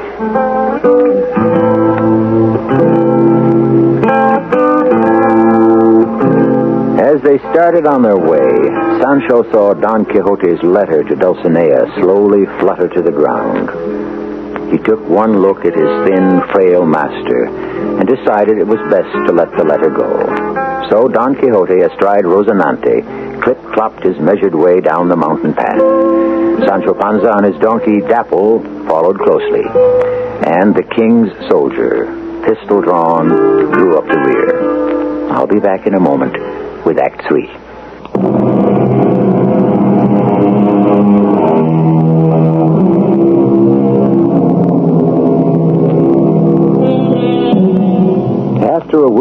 journey of 6 long days, the cage and the ox cart carrying Don Quixote and Sancho Panza finally arrived at their own village. The townspeople, delighted to see them once again, ran the king's soldier out of the village, unlocked the cage, and set Don Quixote and Sancho free. Sancho returned temporarily to Teresa, his wife, while the worn Quixote was confined to bed by his housekeeper niece, Esmeralda. After a few days, Sancho came calling once again upon his master.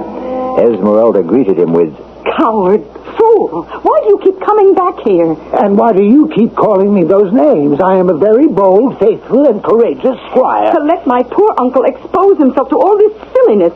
You're just as bad as he is. Have you ever tried to stop your uncle from doing anything once he's made up his mind? And you, to leave your wife and children while you go off gallivanting with my uncle. All I did was bring any shoes for your children?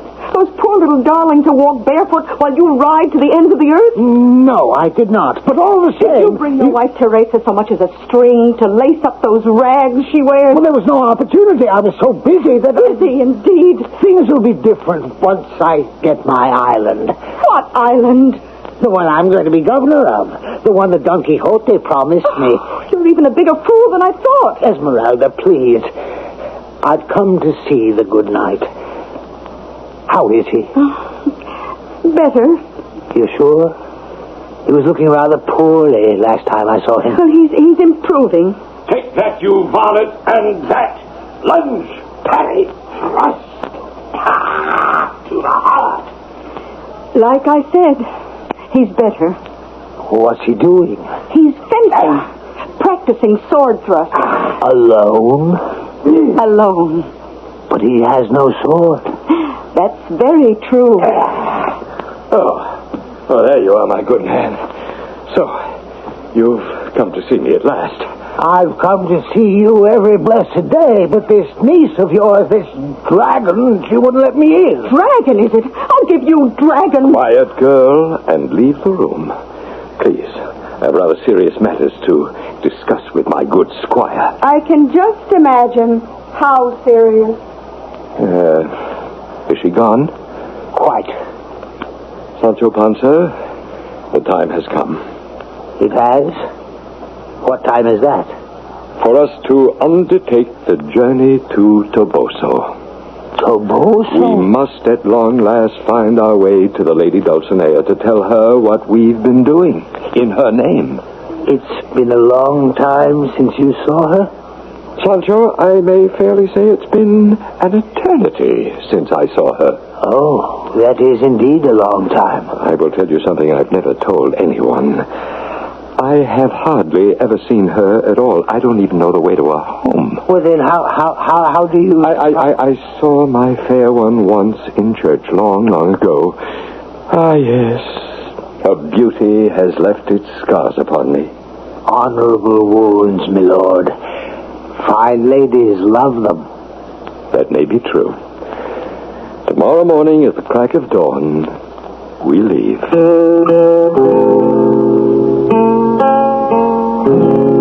The first night out, we came to the same inn where sometime back the innkeeper had conferred knighthood upon Quixote. This time he was given a room to sleep in and a bed. In the morning, in the courtyard as we were preparing to leave... Did you sleep well, sir? Oh, most miserably, my lord keeper of the castle. This place is infested with devils. Is that so? Oh, their howling and squealing kept me awake the whole night through. Those are my swine. Porkers, pigs, hogs. Enchanted into those familiar shapes by some evil magician. Make us think they're something they are not. Sancho. Yes, my lord. I am anxious to leave. Prepare our steeds.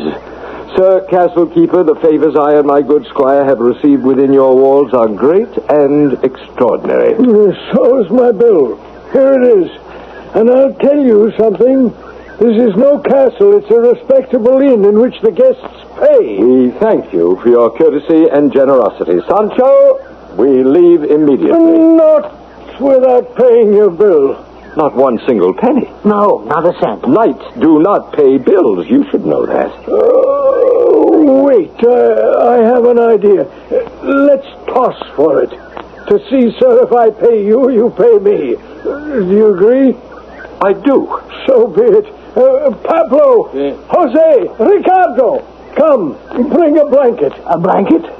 He's calling some of his devils.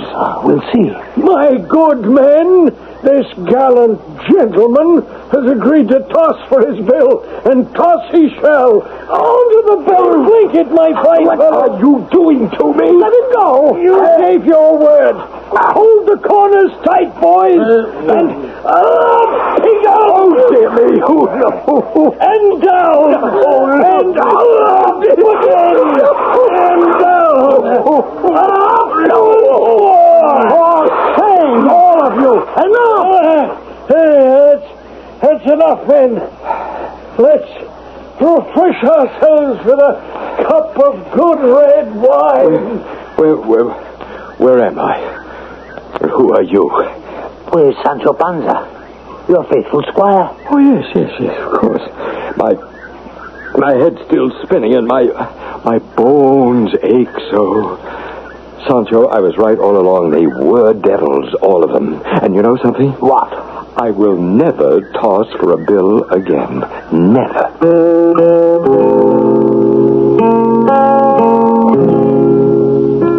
When we finally stumbled into Toboso, donkeys were braying, dogs barking in the streets. I went to every tavern in town, to the church, to each little shop, asking for the Lady Dulcinea's address.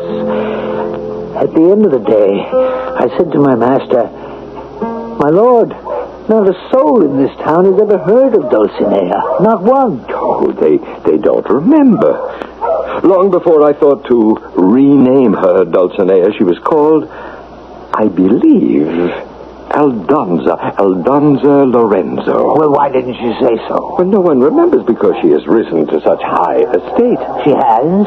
But her beauty is undimmed, her loveliness, her shyness, her ladylike manners, all unchanged. Well, I shall try to find her. Aldonza Lorenzo.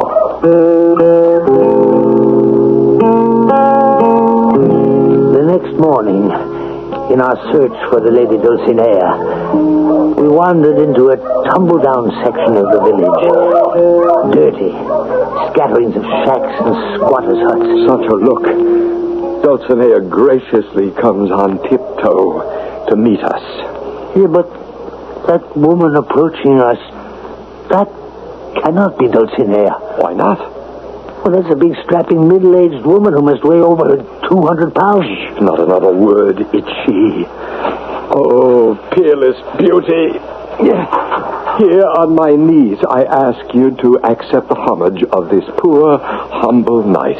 Oh, the devil you think you are, you idiot, blocking a road like this? I am Don Quixote de la Mancha, your faithful servant. Oh, out of my way, you dithering jackass. I have work to do. Work? You? I have to go to the woods after my old father's pigs, slaughter some of them, and then salt the meat down for pork. Let me pass, you fool, before I knock you down. After her, Sancho. Dulcinea's been bewitched. Some evil magician has changed her beauty to ugliness. You think so? Let's follow her into the woods.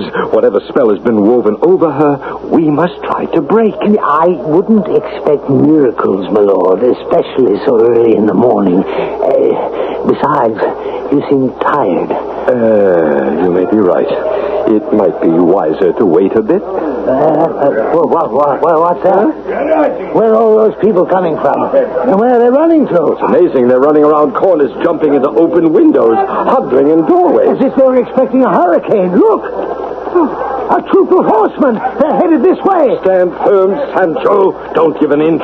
We shall hold this narrow street against the charge of this whole army of invaders. Make way for the bulls. The bulls are on their way. Bulls? What bulls? The ones the horsemen are bringing from the country for the bull ring in Barcelona. The best animals in all of Spain. They follow the horsemen. Get out of the way, sir. The bulls will toss you up into the housetop. Run! Run for your lives! Master! One of them's coming coming right at you, a big, black, shining bull. He seems to be snorting flames out of his nostrils. He has met his match. You can get killed, Master. Stay on your horse. And now, in the name of Dulcinea, I plant my lance with one great lunge into the hump shoulder of his sleek back.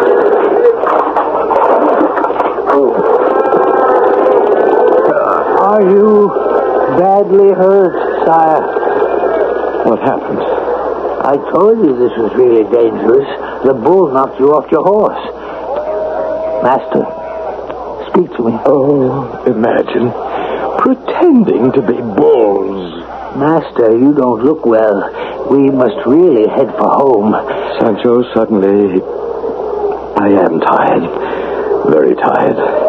And the pains in my body, they grow worse. Back to La Mancha.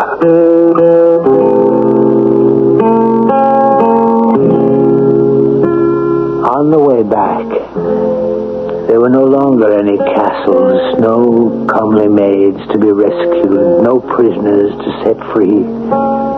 At last we were home. With Esmeralda's help, I got Don Quixote into his bed. What happened? What went wrong this time? Why is he so pale and silent? He's very ill, Esmeralda. Oh. With a high fever. Bring the candle nearer.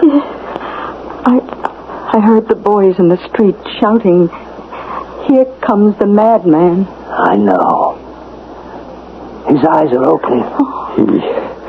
He was not mad. He was no more than a man who dared. Dared, my uncle? Don't try to speak, my master. Rest. Be easy.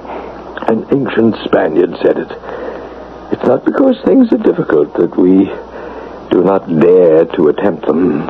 They are difficult because we do not dare to do so. I dreamed. I dared. Quickly, Esmeralda. The cloth with the cool water on his forehead. Oh, he's dying. Yes, I know. Oh, Master. In your life, you tried to conquer so many enemies, even those that were not there. Beat this last one, this shadowy figure of death, if you can. Please. He's trying to say something. His lips are moving. Yes, Master. We're listening. What is it? Anyone can take life from a man, but no one can take death. 1,000 gates stand open to us. I enter in the name of the fairest lady in all of Spain, Dulcinea del Toboso.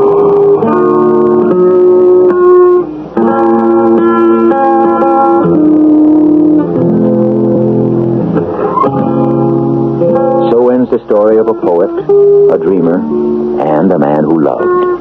Don Quixote de la Mancha. I'll be back shortly.